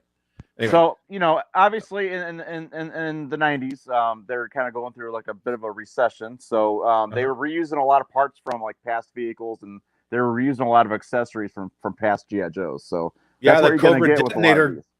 Cobra Detonator got the wheels from the Rolling Thunder. And on and on and on and on. So did the General. There's a lot of recycling that's going on like in the early 90s. So that's what but I mean, the vehicle looks so awesome though. I think they did such a great job, with the whole design and everything. Oh yeah, man. It's a freaking awesome vehicle. Really quick, I wanted to throw up this comment from Pendragon because I appreciate it and it speaks to my soul because I always put my wife first as well. I was watching Old Miracle on 34th Street with the wife. Classics before plastic. I love it. Nice. Cool. Obviously, he knows we were just kidding with him. So. Right. And then Chris says, you guys are making me want to have this vehicle too. My inner kid is saying, mine, mine, mine. Yeah, this vehicle is awesome, man. This is a fantastic vehicle. And Yeah, you it have is. to look at the progression of an APC, right? Mhm. Uh, Armored Personnel Carrier. So we have the 83 APC. It floats, fits a bunch of Joes, take the back off. You know, it's cool. It's awesome, right? Yeah. And then came the ATC from Palatoy with Action Force. And then came, the Knife Force version. And then here's the 90s version. It's the Mega Marines APC. So it's a good progression of APCs. Now, granted, this Yeah. is the first time it's a different mold for an armored personnel carrier, but this one's definitely armored personnel carrier. Where Oh the yeah. original APC is like a deuce and a half with like a freaking gun turret at the top of it. I know. Like there's not really much to it. Yeah. This is Dude, such I a big love upgrade. this I vehicle. mean, Yeah. definitely armored. It's got a beefiness to it. It's just a big bad beast. You know. Beefy. Yeah, Beefy. beefy. Beefy. Where's the beef? Where? Yeah. Okay. Anyway, Where's the beef? where's the beef? You But like anyway, this is an awesome vehicle all around. I give it a 10 out of 10. So. Well, yeah, 100%. I almost Yep. F-bombed again. This vehicle is just great, man. And this vehicle, there were 2 versions released of it in the same year, 1993. So look at the vehicle in this picture. It's the same vehicle in just 2 different like directions, right? Mhm. Look at that. You see the difference? See it? Yeah. There were Oh, yeah. 2 versions of this APC released in 1993. One has light green on top, dark green on bottom. The other one is reversed, dark green on top, light green on bottom. That is super cool. See, I didn't even know that until now. That's really cool. I know a ton of shit. That's I know awesome. tons of useless stuff. No. And I gotta say, I like them both. I think both designs look really great. You know.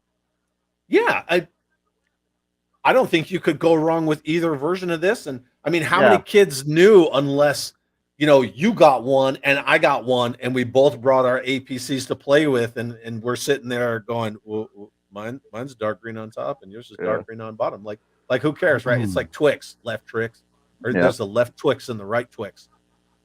But there it is, man. 2 different versions released in the same year. And you like stuff, right? Mm-hmm. Well, that's weird because I like stuff too. And I'm sure everybody in the chat likes stuff. Did you know that there was a 3rd version of this vehicle?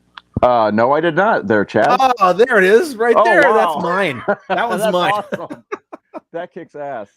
So when I got mine, I actually got it in a vehicle lot, and it was missing I love those 25th Vipers you got in there. That's cool. Thank you. It was missing the top gun, right? And the top gun actually has the sides on it as well. So that whole thing lifts up, right, to put the soldiers in. And that's what it looks like without that whole gun assembly on the top of it.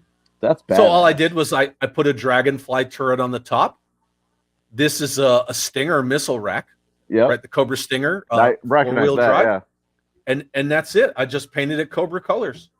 Blue, that's so awesome. Gray, red, done. That's it. So I made mine a Viper APC. Wow. I just thought it fit, But anyway, that's mine. So, but going back to it, yeah. So these are the 2 versions that were released in 1993. Nice. Anyway, let's see what the chat has to say about the 1993 Monster Blaster Armored Personnel Carrier. I'm going to back up. Okay, so Photo Viper says Monster Blaster is super hard to find. All I see online are shells. I will own it one day. Hey, brother. There you go. That's what I did with my shell, right? So I feel you. Dale Sanford says, my main problem with that Ninja, we're backing up. Ninja motorcycle is the front that broke so easily. Yeah, we kind of beat that to death. But we feel your pain on that, my friend. Jake says, one that has eluded me so far, me too, Photo Viper. So I guess he's talking about getting one of these as well. Yeah. Robert says, go ahead. I'm sorry. Go ahead. Yeah, Robert says same thing. I've got a shell. I'm hunting parts for it. So yeah, I didn't even bother. Go ahead. Yeah. But yeah, they're like so hard to find, and when you do find them, they're not going to be complete, and they're going to be super expensive. So that's the downfall of this vehicle. But That's why I did that. Yeah. Necessity is the mother of invention, man. I just looked at it and I was like, I'm not going to bother trying to hunt. It was just that one part, but it's one continuous part.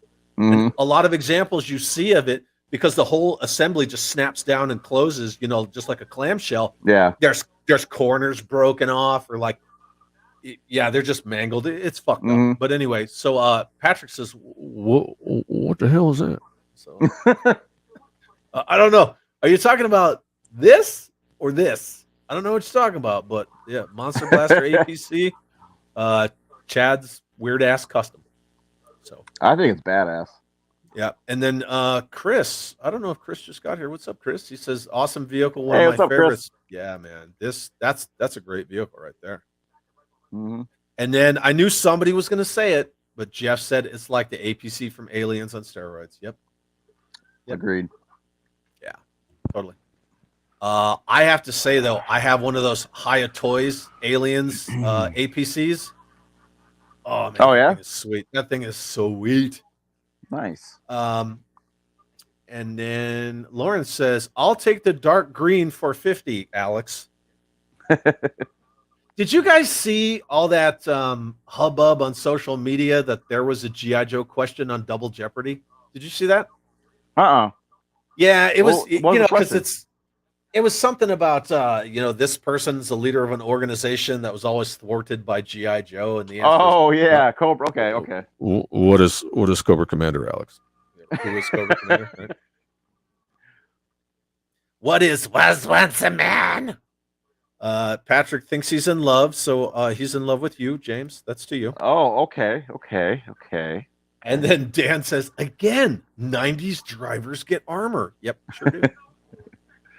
It's post Gulf War, buddy. You just gotta change with the times. Yep.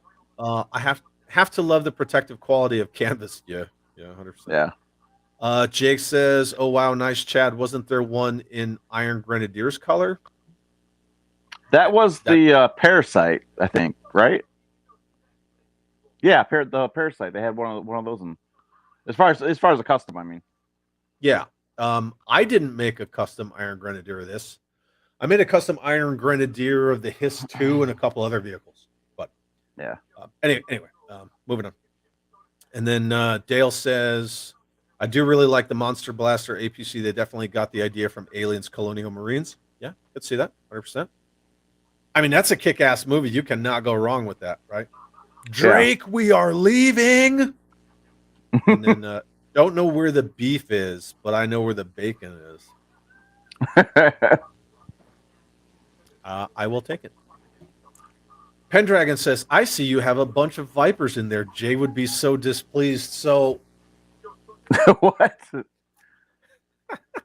So Jay and I were ranking 1986 on Friday night, the entire 86 lineup. Yeah. And Jay ranked the Cobra Viper. So it was, S for superior, and then A, B, C, D, E, and F. And he put the Viper, I want to say he put it at D or something like that. Dude, and I was yelling at him, and I was like, "You're not going to put a Viper down there?" And he was like, "Yeah." And I was like, "I fucking quit." And obviously we're joking, but dude, the whole chat was like, "Oh my God, what did you do?" Dude, I was just like, "Don't do it." I mean, that's like below Chuckles, right? That's like a grade below Chuckles. He put the Viper down there, and I was like, "Oh man, you put the D, Viper below Dr. Mindbender," and I was like, "Get out of my house! Get out of my house!"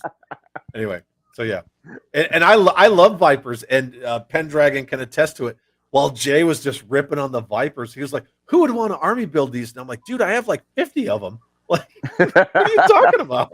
Yeah. So anyway, yeah, he kind of ripped on him. And then Dale says, "I'm the kind of guy that had the Eco Warriors being backed up by the Mega Marines heavy hitters to help take care of the toxic waste or giant monsters." There you go. Nice. 100%. And this comment goes back to specifically what Kirk Bazigian was talking about, where him and Steve DeGuano did a whole, like, this brand is a language. So, this sub team and that sub team and that one, they all kind of complement each other. And then you Yeah. have the DEF that's more like, urban versus like fighting major wars and things like Yeah. that. And, man, they were so smart about that shit. But Yep. that's why 93, right? This is a 93 vehicle. That's why 93 was The a real American hero's second biggest year. and in my opinion, I think the DEF was kind of like the CIA of GI Joe. Like, you know, I could see that. Dickman, I really like Monster Blaster. I got one 3 years ago for $25. Looks out of an Alien movie. Yeah, 100%. wow. That's cool, man. Was it complete? Did you get it complete? Yeah, I'd like to know that. And then Chris Slaymaker says, yeah, always knew there was 2 versions in 93. I noticed that neither one is harder to find than the other. Yeah, 100%. They just released them both wide. But yeah, that's cool. That's cool that you knew that, man. Star Wars Micro Machines guy says, Chad, is that a specific blue paint color name product you use for your custom? Yes. Yes, it is. James. Yeah. Do your stuff trick. Do you like stuff?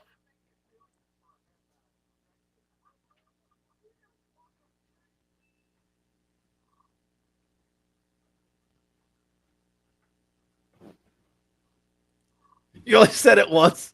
I froze. Did you really freeze? I just froze, man. like you personally, or your camera froze? Me personally. Like, yeah, I just totally froze. So you did the Garth? Yeah, I did. That's awesome. Hey, Star Wars Micro Machines guy, send me a message on Instagram and I will get you the name of that blue, because it's kind of dark. Like all my customizing stuff is over here and it's kind of dark. So shoot me a message, because I don't want to just be digging through all my paints. Yeah, hit me up on Instagram. The link's in the description of the video and I will get you that, man. And James says Monster Blaster was amazing APC. Hell yeah. Yeah, it was. They did a Bats repaint of this, and it is IG colors, as I remember. Oh, nice. Okay. That's the Bat transport, isn't it? Yes. Yeah, that's right. I remember that. Okay, that's Valor versus Venom, right? Valor. Yeah. They did a whole bunch of that stuff. Yeah. Monster Blaster. You could throw any Joe in there. If they don't just have to be Mega Marines, you can have that as a rescue vehicle. Yeah, absolutely, man. It's sky's the limit. You can do all sorts of stuff with that vehicle. Brian King is in the house and he says, damn, I am late. That's okay, man, because replay is a thing, but we're glad you're here. That's cool. Yeah. Dale says, go with your own G.I. Joe headcanon when you used to play with toys when you're grown up. Yeah, absolutely. Oh, yeah, and then Pendragon says he wanted to put the Cobra Viper at an F. Oh, man. Yeah, man. It's like... Oh, and then this is for you, James. I mean, I like stuff. Who doesn't like stuff? Chris isn't talking right now because he's on eBay, like, buying everything that we've shown. Yeah, he's going to come back. He's going to be like, yeah, so I bid on all this shit. Vickman, it was complete, but the stickers were washed and it had some Play-Doh. Yeah, that's that bio armor, right? Yeah. Dale, cool custom covered vehicle out of the monster. Who made this, Chad? I fucking made it. Who do you think made it? Sorry. Yeah, I made it. Made that myself. I make a lot of customs, actually, and for some reason, a lot of people either don't remember or I don't share enough of my customs anymore, but I mean, you know, James, like that's what I originally was known for.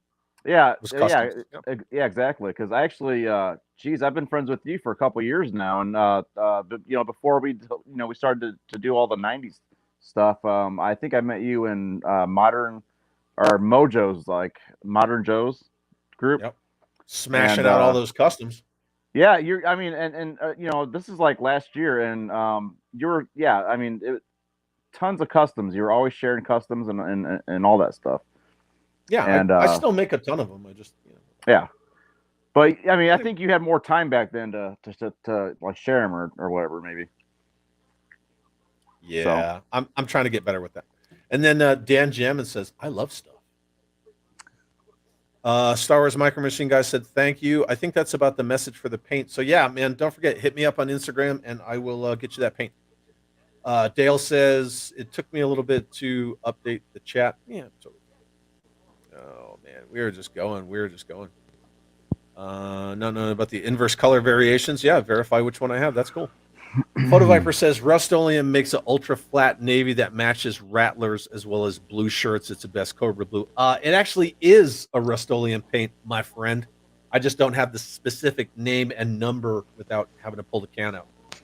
I will shoot vehicles with what I call rattle can or spray paint all the time. I love it. Chris says, okay, I hear you, and yes, I am on eBay. Found one for $59. I don't know what that is, but whatever. Wow. Hi, James. Want to come look at all the stuff I have in my white van with no windows? No. Fuck it, I will. I mean, if the invite works, I'll come. I don't care. I will fight you for an action figure. Dale says, put the only number of Battle Force 2000 to survive. Wasn't that just Dodger? Wasn't he the only one who survived? Right? Yeah, I think so. Yeah, just Dodger. Yeah. Anywho, okay, so we're pretty much caught up on the chat, and we're going to move on. Here you go, James. Let's see what the chat has to say about this. Yeah, this is Jason Packard's favorite vehicle, I think. Yeah, is it? I think six-wheel drive. Was it fucking the DRV, right? This is it's basically a repaint of the Desert Fox, but it's an awesome repaint. Yeah, and the DRV, Dinosaur Reconnaissance Vehicle. Right. The dinosaur though looks really stupid. like that. It kind of looks like this. Yeah, like that. Have you ever seen the movie Caveman with Ringo Starr? Like, I'm sure I'm aging myself. Anybody in the chat, if you've seen that Dennis Quaid Ringo Starr movie Caveman, and I think Shelley Long was in it. Please pop off in the chat if you saw Caveman. But dude, it was a spoof, and it had dinosaurs with cavemen, and they fended off this like T-Rex with like a big pot tree, and it ate the pot tree, and it got all fucked up, and it was going, wow. It looked like that. It looked just like that. Wow. Yeah, see, people are like, look, Jeff's like, I've seen it. James has seen it. Dude, if you've never seen Caveman, please, James, go watch that movie. I kind of want to watch that now. Dude, it's hilarious. Anyway, here you go. So let's have it. So this is a Toys R Us exclusive, right? Yeah. And it has the 6-wheel DRV, which is the repaint of the Desert Fox. And it came with 2 figures. So go ahead. I'm going to let you talk. Yeah, so it came with Ambush, and it also came with Low Light. What's the other one? Yeah, that. Yeah. So Low Light version 4, Ambush version 2. And I actually like that Ambush. I'm going to say that, but that Low Light can eat shit and die. It's a great set. It's just it's so freaking expensive now, and it's like whenever you do find it on eBay, it's never complete. It's always missing a lot of stuff, and you're gonna pay like $200 for something that's pretty much a shell. It's just, as far, I'm not gonna complain anymore about it. But as far as like the toy when you're a kid, I never had this when I was a kid. So I would have loved. I actually had a Desert Fox when I was a kid, but I never had this repaint. As far as the whole dinosaur thing, and I mean the 2 figures that come with it are pretty cool. The dinosaur, they could have done a better job with that. I think it's a great set, but it's just, I don't know. It's something I'll probably never own complete. So that's all I have to say about it. But it's a pretty cool set. I don't have a problem with Dino Hunters, right? We understand why Dino Hunters happened because we talked about Kirk. Yeah, because of Jurassic Park, Jurassic Park came out. And he and I talked about that on episode 6 for a little while. And it made sense. It was a good move for G.I. Joe. And again, 93, right? Second biggest year. So we're going to look back at this, from the future and say, look at it, was so stupid. It still worked. Yeah. And I don't have this vehicle. I have the Desert Fox. But But if I did have this vehicle, I'd be okay with it. I don't see anything like. Yeah, the vehicle itself is awesome. Yeah, there's nothing giving me eye cancer about this vehicle. I mean, the dinosaur, sure, man, look at it. But you know that came from another IP under Hasbro. They were just like, hey, man. I heard about that, yeah. Give me 200,000 of those fucking ugly dinosaurs. We're just going to throw them in it. You know what I mean? They just take it. It's pretty like much. it's kind of like getting Battle Cat from Big Jim, only not as well done as Battle Cat, right? Yeah. It's just the same thing. We're just reusing other products that we have under our umbrella. Cool. Yeah, the figures, the vehicle are super cool. The only beef I have with it is the stupid dinosaur. I mean, they should have done something else with the dinosaur. Just it looks like something that's not scary at all. Like it's not something that's gonna like really go against your playset. Like it's just yeah. But think about it, man. Super happy. If you're, hi. But if you're 6 or 8 years old, yeah, if you're 6 or 8 years old and somebody buys you this, and not only do you get a vehicle, you get 2 figures to man the vehicle and a dinosaur to fight, man, this thing's a home run.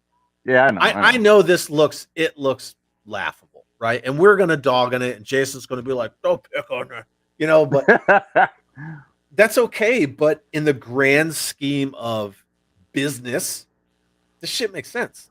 It does. It does. It totally does. Right. But there he is. I should have just done a slide of just a dinosaur face.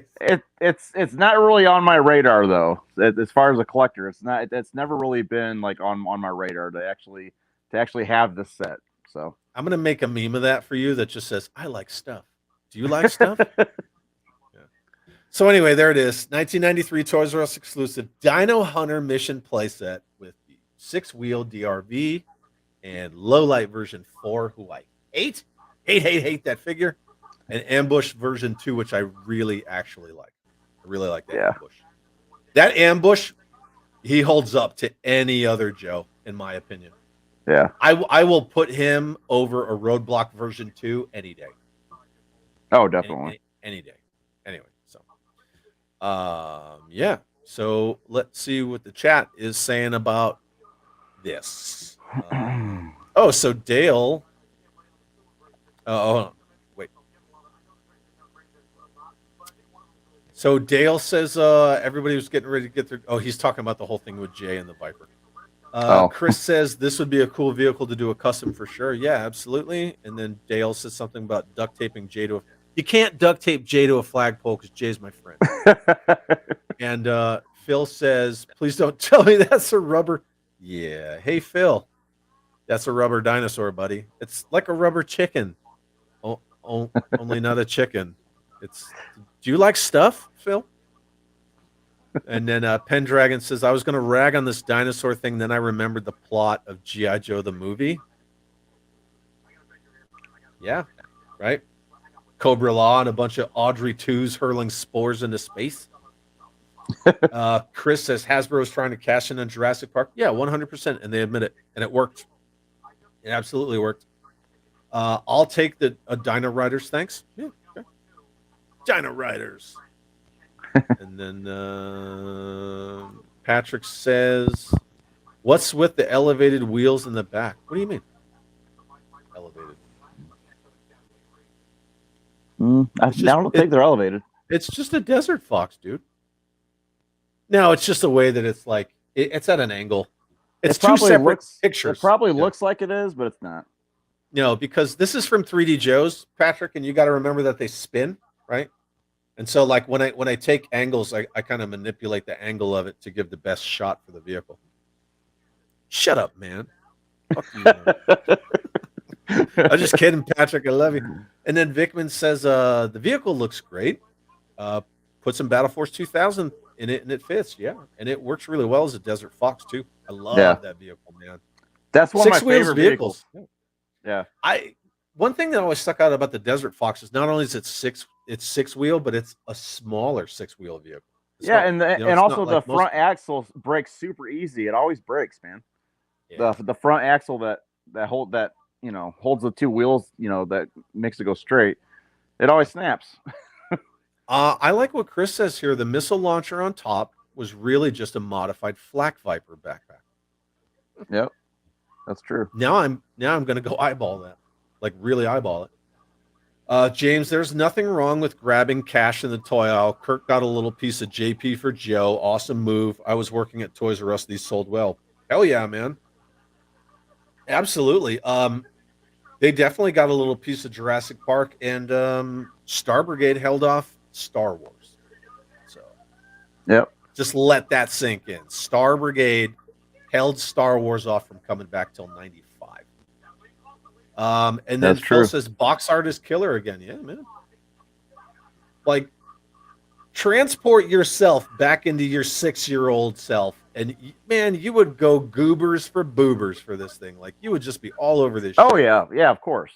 Yeah, 100%. I mean, us as adults, with our adult mentalities, we're like, this thing sucks.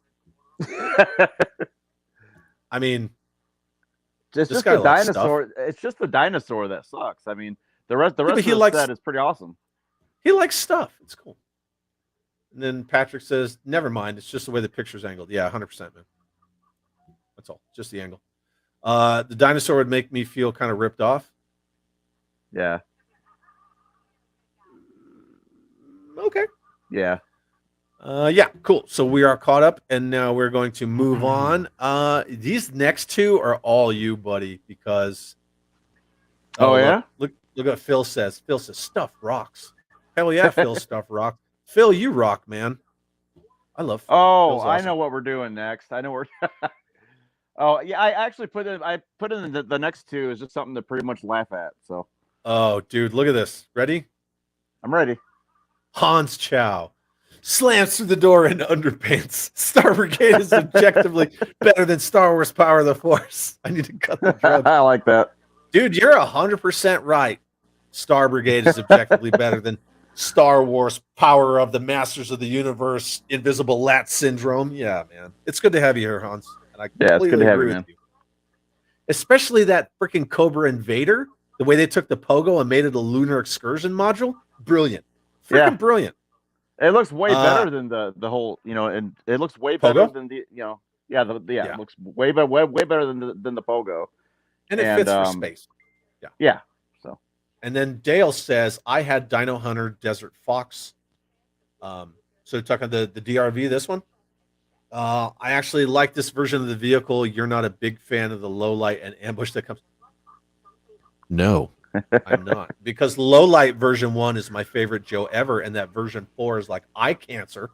And and then Patrick says most 90s toy lines were on steroids. Well, if Johnny from Simple Tricks and Nonsense were still here, Patrick, he would say that 90s was all about go big, go home, do, big hair, all that shit, Yo MTV raps, and so on and so forth. So yeah, absolutely, 100%. All right. Do you remember fucking Joe Cola? Was like extreme, extreme this, extreme that. Yeah, for sure. Joe Cola, that's it, right? Pop Rocks, Joe Cola, getting crazy in your Jenkos. All right, anyway, so we're gonna move. Yeah, there's that low light again, man. Do you remember when I put him up as a dishonorable mention? Yes, I do. Yeah, I did that. Okay, here we go. Oh, look. Johnny is still here, and he says, true. I love Johnny, man. I miss him. Here we go. And the pile of crap driver. Why did you put it in here then? Because it's got to be talked about and discussed, right? No, it doesn't. Yeah, it does. Would you really even call this vehicle? To me, it's like a cart from the Tilt-A-Whirl that flew off of the Tilt-A-Whirl, and some shitty Storm Shadow repaint is like hanging on for dear life. Dude, this is like just as bad as the Cobra Rat, like, or actually maybe even a little bit worse. I mean, it's really a crappy vehicle. I mean, this is what you do in the future. Hey, Chad, those last two on the list, make them dishonorable mention. You got it, buddy. Good.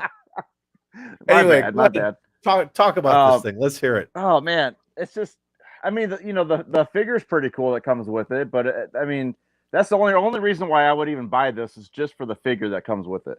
Tenjitsu, okay, that's really it. The vehicle itself, it sucks.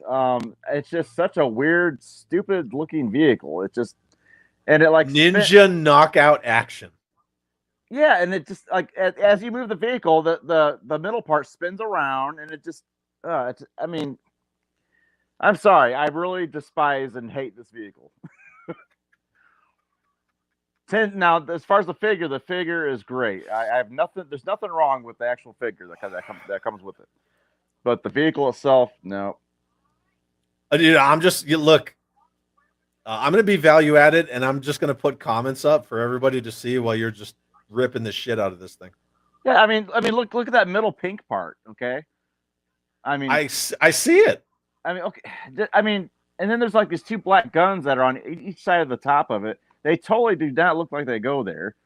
I don't know what's with the whole pile driver thing, and the wheels. The wheels look so cheap and chintzy. I mean, the whole thing looks really hollowed out, cheap, chintzy. It's just pure crap. Sorry.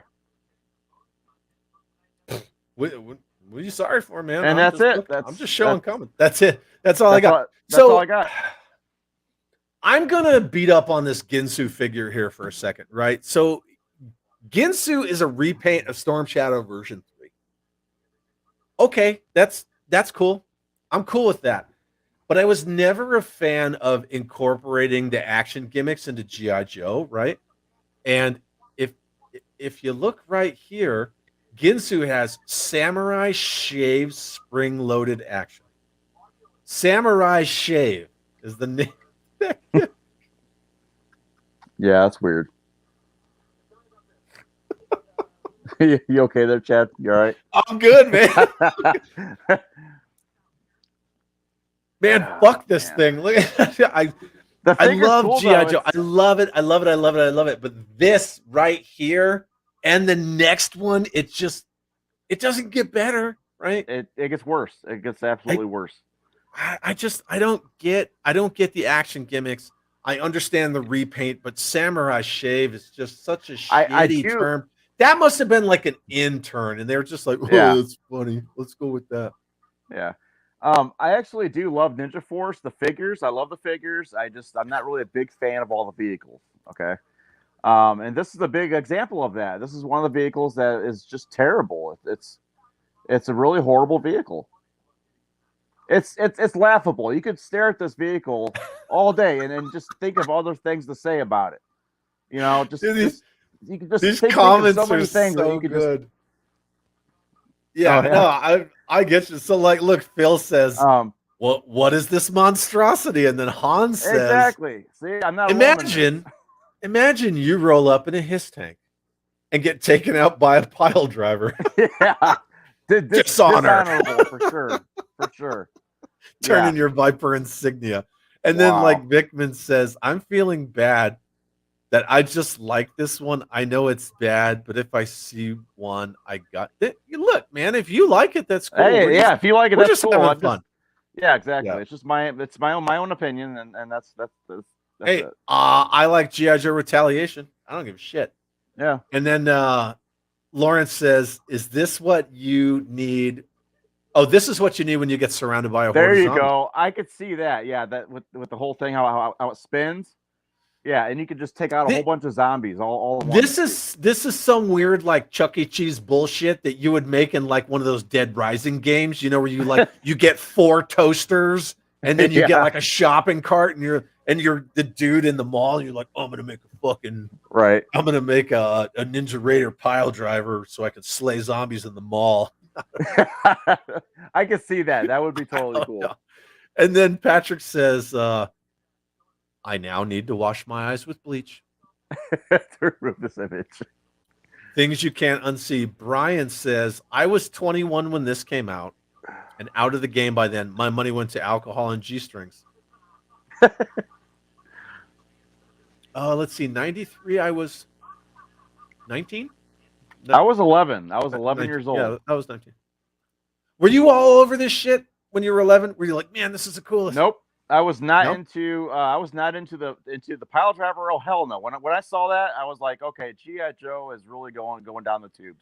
When I saw this vehicle, I was like, what is going on, G.I. Joe? Yeah. So, You know, just being honest. I mean, it's a terrible vehicle. Yeah, and then Chris says terrible vehicle about as bad as the Cobra Rat. Dude, we should have made this dishonorable mention. Yeah, I know. Zero idea that there were ninja vehicle drivers. Do ninjas drive on the left or right? I don't know. You're the one that's in Japan. Why don't you go research that and let us know, bro? I just think it's so cool that Phil actually comes to our show. He always comes to his show, and he's in Japan, dude. That's so cool. That's so cool, man. Yeah, that's really cool. Phil's such a rad dude. This pile driver is not good stuff. Backwoods says it's a time machine. Dude, okay, back in 1993, when I was 11 years old, what I was into was the detonator. Okay, the detonator was one of the vehicles I actually did have. And I mean, in 1993, they did have a lot of cool vehicles in 1993 still, okay? The detonator's one of them. And but when I saw this in the store, I was like, oh my God, what has happened, you know? I mean, it's sad. I mean, you look at this vehicle and it looks sad.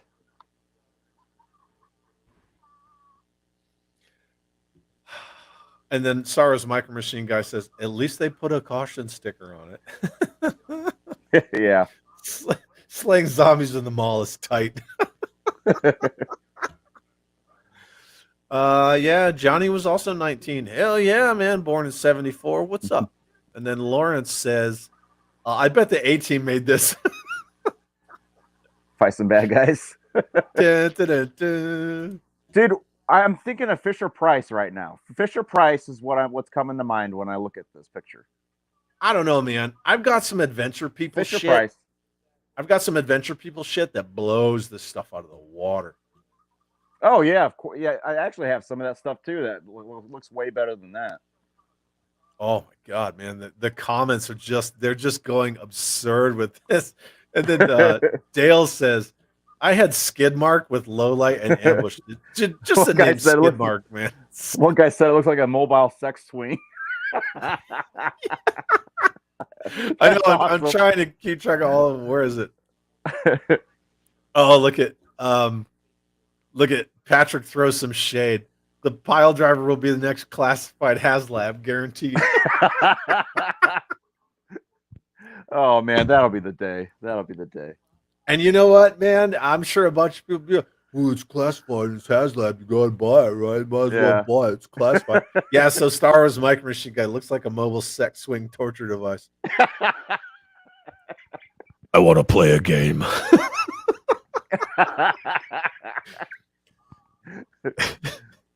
Hello, James. I'd like to play a game. It's like some weirdo whispering in my ear. It's like on a saw. Yeah. I want to play a game. Okay. Anyway, so we're gonna move on, right? Yeah. Does it get better? Does it get worse? It's still 1993. It's still Ninja Raider. Yeah. Battle Axe. Oh my God, man. It's got a red ninja who's not even really wearing any red, which is just a repaint of dice. Exactly. Right? That's all it is. Okay, chat. Let the bloodbath ensue. Let's do it. Oh man, can you put up the other picture with the when it's like out of the box? Yeah. Mm-hmm. This is basically the same vehicle, only with a different front accessory piece and different colors. It's basically a repaint, but with a different instead of the whole pile driver claw thing or whatever that is, it's got a different, more like a it's like a guillotine blade. Yeah, a guillotine blade. Yeah. And now it comes with the red ninja, and he's like extremely like bogusly expensive now, and he's basically just a repaint, you know, of dice. Yeah. So that's it. Yeah, and it's totally it's laughable. The entire thing, man. The only good thing I could say about this is I like the colors a little bit better on this version of the pile driver. I do like because it has some blue. You like the blue in the middle? It's got a little bit of blue and the red. I do like that, but everything else about it, it's the same damn thing. It sucks. It really sucks. So this is the Ninja Raider battle axe, right? This is the bad guy version of the Ninja Time Machine. You can't even hardly tell them apart. No, and it has cyclone slash action. The only way you can tell them apart is that one little yellow backed Cobra emblem on either side of the Time Machine portal. Yeah. Your TARDIS, or whatever the fuck that thing is. The Bill and Ted phone booth, right? Somebody fell asleep on the job when it came to these last two vehicles. It's just, oh my God, the laziness, you know? Okay, so if we're going to be fair, I was fair to the dinosaur, right? The dinosaur sucked, but the whole set, you know, came with a six-wheel drive vehicle, was a Toys R Us exclusive, 2 figures, and that shitty plastic dinosaur, or rubber dinosaur. Yeah. At least these came with a figure. Right. Full stop. That's all I'm going to give it, right? Full stop. Yep. That's it. Both repaints. I would take Ginsu over the red ninja who's wearing 90% blue and black. But same and then same here. And then he has that freaking ninja action gimmick as well, and it's the Shanghai Slice. Right there. Real ninja that sounds action. a little bit better than the what the last figure had. But... Samurai shave. Yeah, the samurai shave. I don't even want to know what that is. I wonder if people from Shanghai. I wonder if people from Shanghai were like, "What the fuck?" You know, what does that even mean, man? It's like, I'm suing your ass. Yeah. I'm just gonna keep throwing up comments.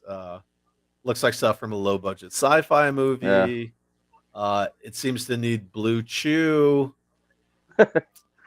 Looks like something that needs to be towed by my white van. Yeah. These had to be designed while on drugs. Lots of drugs. And then backwards says Time Machine 2. Brian says Sex Machine 2. Oh my God. Sex Machine. Phil says this one looks much better. Yeah. I like the colors, but yeah. Definitely the colors are a little bit better. But it's the same thing. The guns on top are better too. If I had to say. Yeah.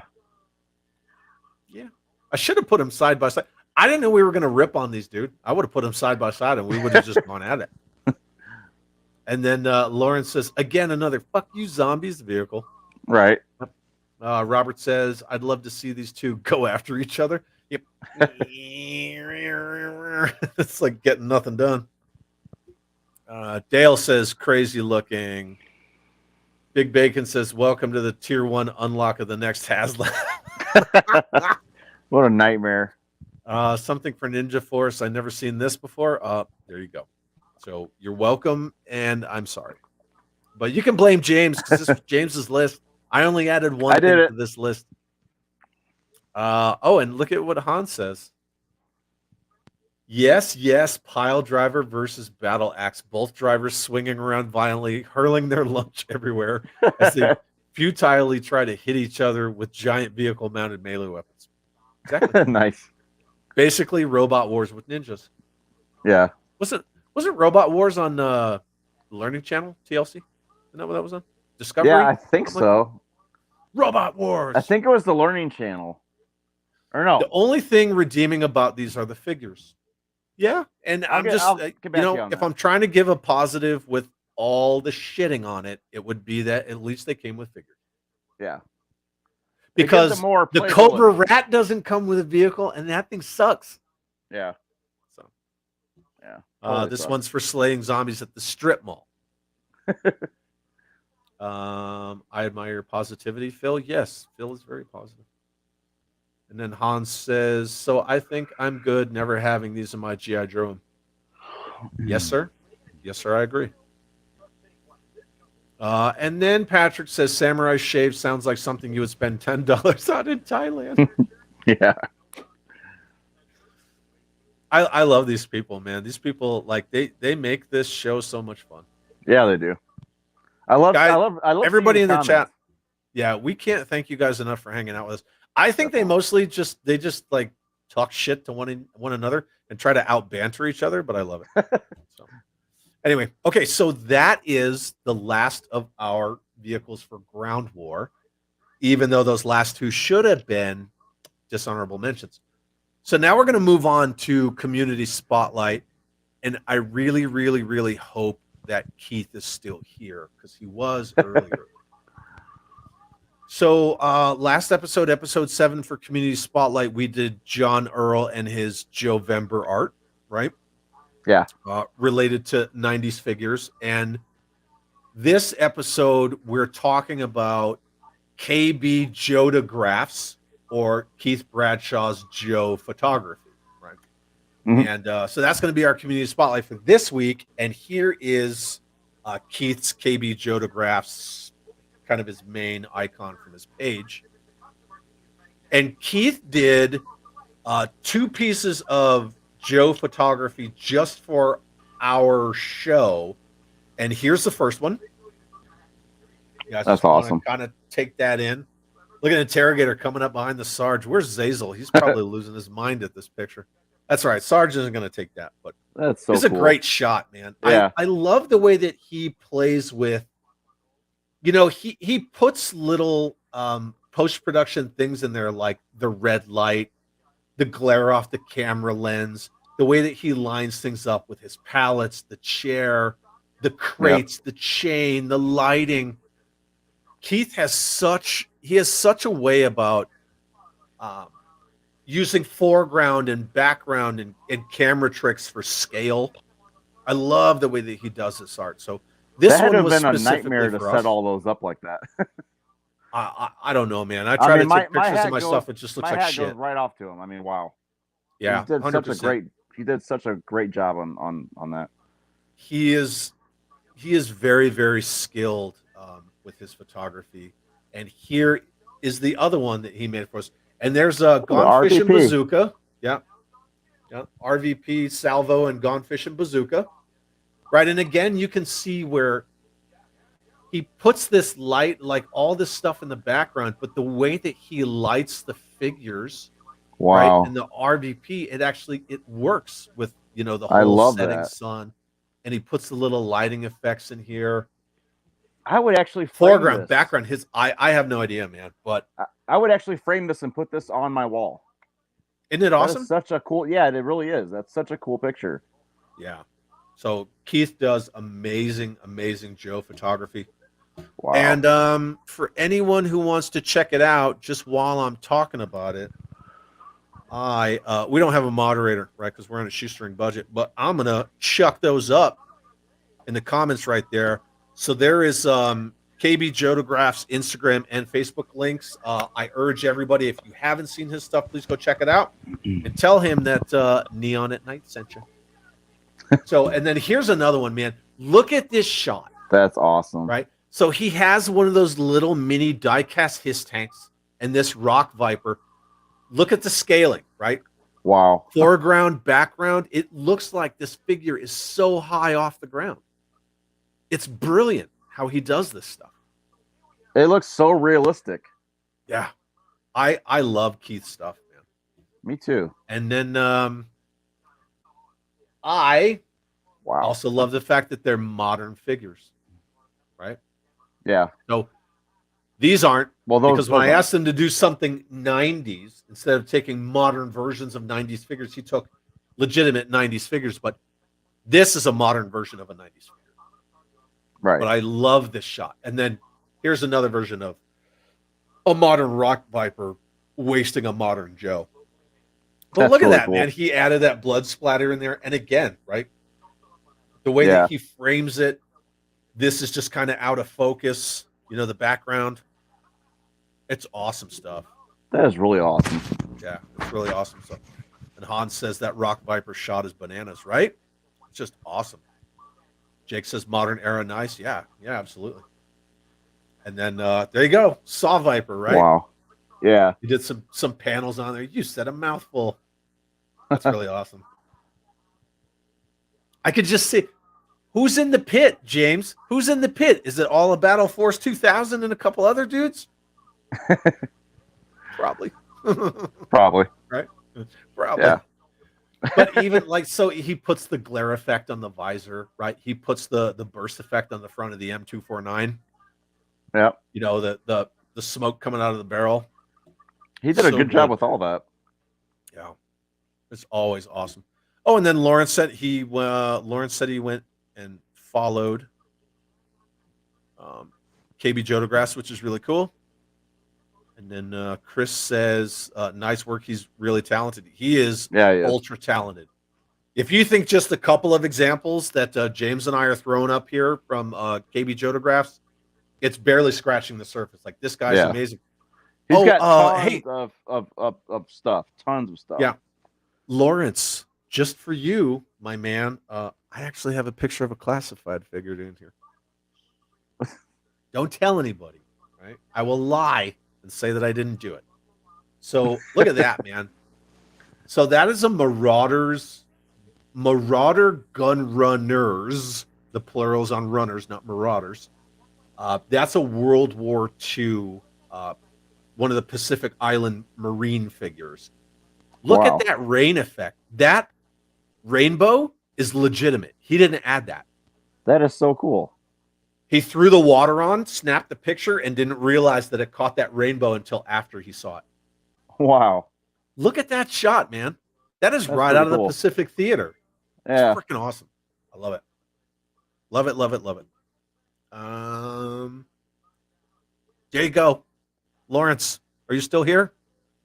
Look at that shot, man. Wow. I have to say, this is probably one of the best G.I. Joe action figure photographs I have ever seen. When I first this picture's like a year old. Well, he did it as soon as barbecue came out. So whenever that was, right? Classified barbecue. Who fucking cares? But the point is like, look at that, man. You always think like, oh, Gabriel Kelly, you know, oh yeah, he's from like Massachusetts and he's like a fucking weirdo ginger. And you don't really think much about barbecue, but look at look at this shot, man. Look at this shot. He is chopping that Cobra Trooper up. Yeah, that's pretty awesome. This shot is amazing. Everything. The lighting, the fire effects, darker at the top with like the embers coming up. It's freaking amazing, man. Yeah. This shot, I really hope that this picture is done justice on YouTube. I don't know what it looks like to everybody else, but it's amazing. I love this shot. And then like, see, even Lawrence says barbecue's the worst, but the photo looks amazing, right? Like this photo makes barbecue no joke, and that's probably one of the reasons why I love it. Vic, that one is really good barbecue picture. Yeah, 100%. And then Jeff says these are truly amazing. Robert says it's probably Battle Force 2000 and some 80s Joes in the pit. Yeah. Wasn't Thunder one of them? I used to have it memorized, the entire list of Joes that he smoked, but I thought Thunder was in there too. Heavy Metal? Thunder? Whatever. But one of them, yeah. Yeah, there was a lot of them. And then Chris says, I followed. Those are awesome. Cool. I'm glad you guys are following, Keith. I wish Keith was still here, but looks like a promo shot for a G.I. Joe movie, right? If a G.I. Joe movie was fucking awesome, I mean, look at that. Dale says, that's not a rubber dinosaur, it's plastic. Yeah. Okay.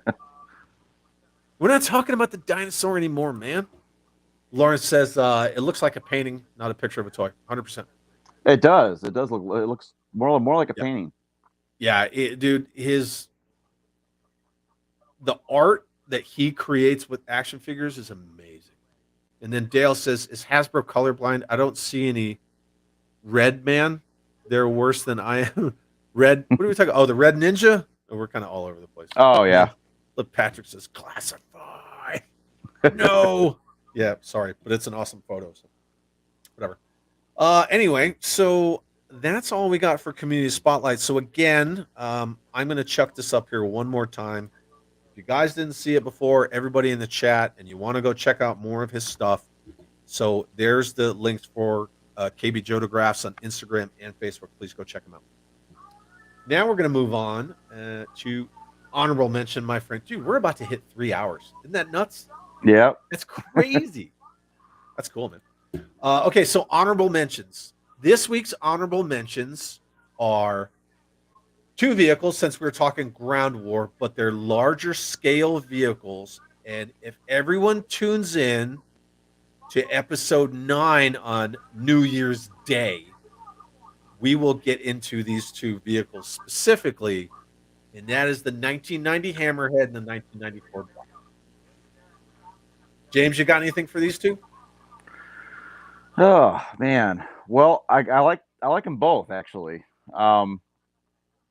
Yeah, I don't have anything bad to say about them. You know, uh, I like them both just the same. Though there's two vehicles that I don't currently have in my collection, but someday I will have them.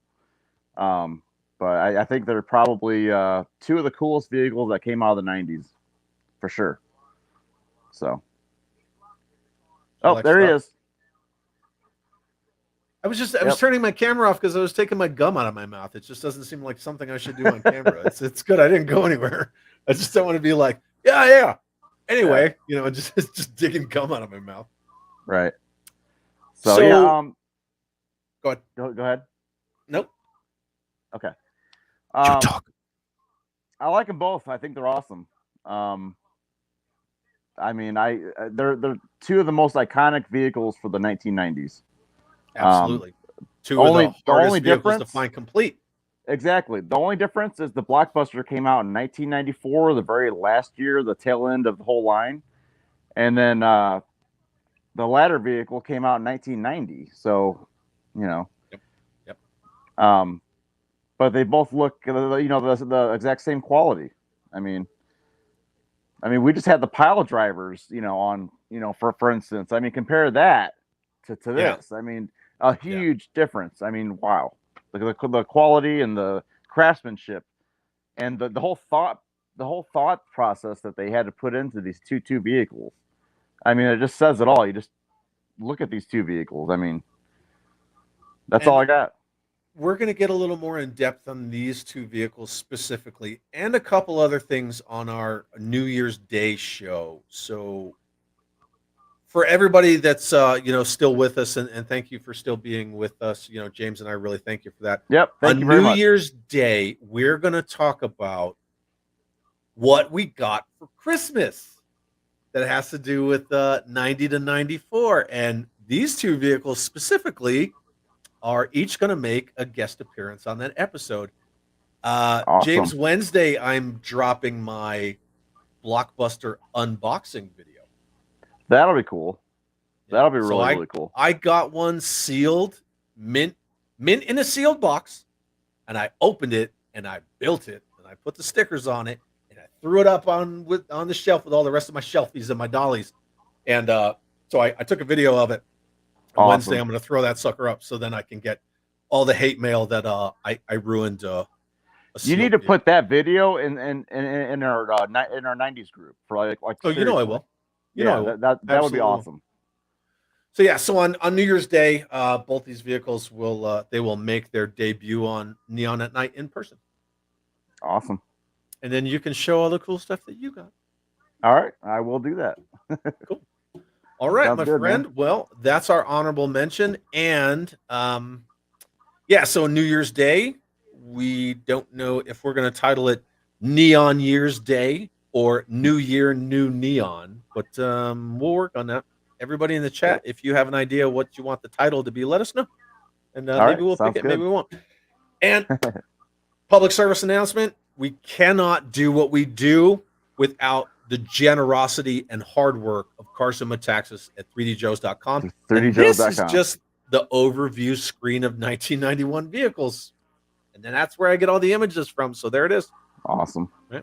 So, yeah, we can have to thank Carson. And he for sure is one of the biggest torchbearers of the community. And we can't do what we do without him. So cool. All right, my friend. All right. Closing thoughts. What do you got? I think we had a great show. There's a lot of good vehicles that we got to discuss and talk about and go over. And I think one of these shows we should just do all the big vehicles of the 90s. This was mainly all the small, medium vehicles, but just thinking ahead on one of our feature shows, we should probably do one with all the big the bigger vehicles. So Yeah, we but can hash that out for sure. sounds good, man. But I think we had a great show, and for 3 hours we talked about a lot of stuff. So awesome. It was fun. Yeah, Hey, it was. Patrick, real quick. So the 90 Hammerhead. This is the 1994 GI Joe Blockbuster. It's a Arctic Assault Artillery Vehicle. That's what it's called. So it's the Blockbuster. That's the last large vehicle ever put out in a real American hero. It's hard to find it complete because there are not many produced. So it's a very, very, very rare vehicle. Yeah. And that being said, Photo Viper says New Year Neon. Yeah, I like that. I like it. It's got a nice ring to it. And James says, "Great show, guys. Thank you, James. We appreciate you very much." Phil says, "Great show again." Jake says, "Thanks. It was a blast." And Jake said he just won a Decimator today on eBay. Nice. Awesome. Oh man, when we come back on New Year's Day, just the amount of shit that I'm gonna show you is gonna just. So I had the PCS, right? The Army moved me, but I had to move myself. Yeah. So every pound of weight that I moved, they paid me to move. Right? They paid me a shitload of money to move, and they paid all my expenses. So guess what I did with that money? That's awesome. Buy it now. Buy it now. Joes. Buy it now. Buy it now. Oh yeah, man. Yeah. So on New Year's Day, when I'll be like, I got this, and look, I got that, and so on and so forth. But, it allowed me to do stuff like buy you Christmas presents. And so on so forth. Which I really appreciate. Those are awesome. Yeah, so. yeah, man. I love you. I do. So anyway, I have to thank everybody for sticking with us, man. We still got a lot of people watching and a lot of people commenting, and James and I thank you guys so much. Thank you very much. Without you guys. Yeah. So, what do you got coming up, my friend, and where can people find you? Oh, I'm pretty much on every social media. I'm Spring Loaded GI Joe on TikTok, on YouTube, on Facebook. Let's see, on Instagram. It's all the same, but yeah. So I like your TikTok stuff, man. Thanks. Yeah, I like your TikTok stuff. That's a little more personal type of stuff. So if you want to see like the real me, you want to go on my TikTok. My TikTok is all just the stuff that I make shorts of, so I can, because your phone resaves your TikToks, and then I throw it up on my YouTube as shorts, and I get twice the views for free. That's awesome. I should probably do that because I have a lot of TikToks now. So you should. I think I might have to start doing that because I only have like, 8 or 9 videos on my YouTube channel. So the TikToks and the shorts blew up this YouTube channel. Blew it up. I took a stupid 10-second shot of my flag, and I got like 5,000 views on TikTok in like a day. Oh wow! It's dumb. It's anyway, whatever. Well, that's cool, my friend. And again, everybody who's still here hanging out with us, thank you very much. And the links for all of James's stuff, all of my stuff, 3D Joe's, KB Jodographs, it's all in the description. And we thank you for being here with us. Definitely. Do you have any closing thoughts, my friend?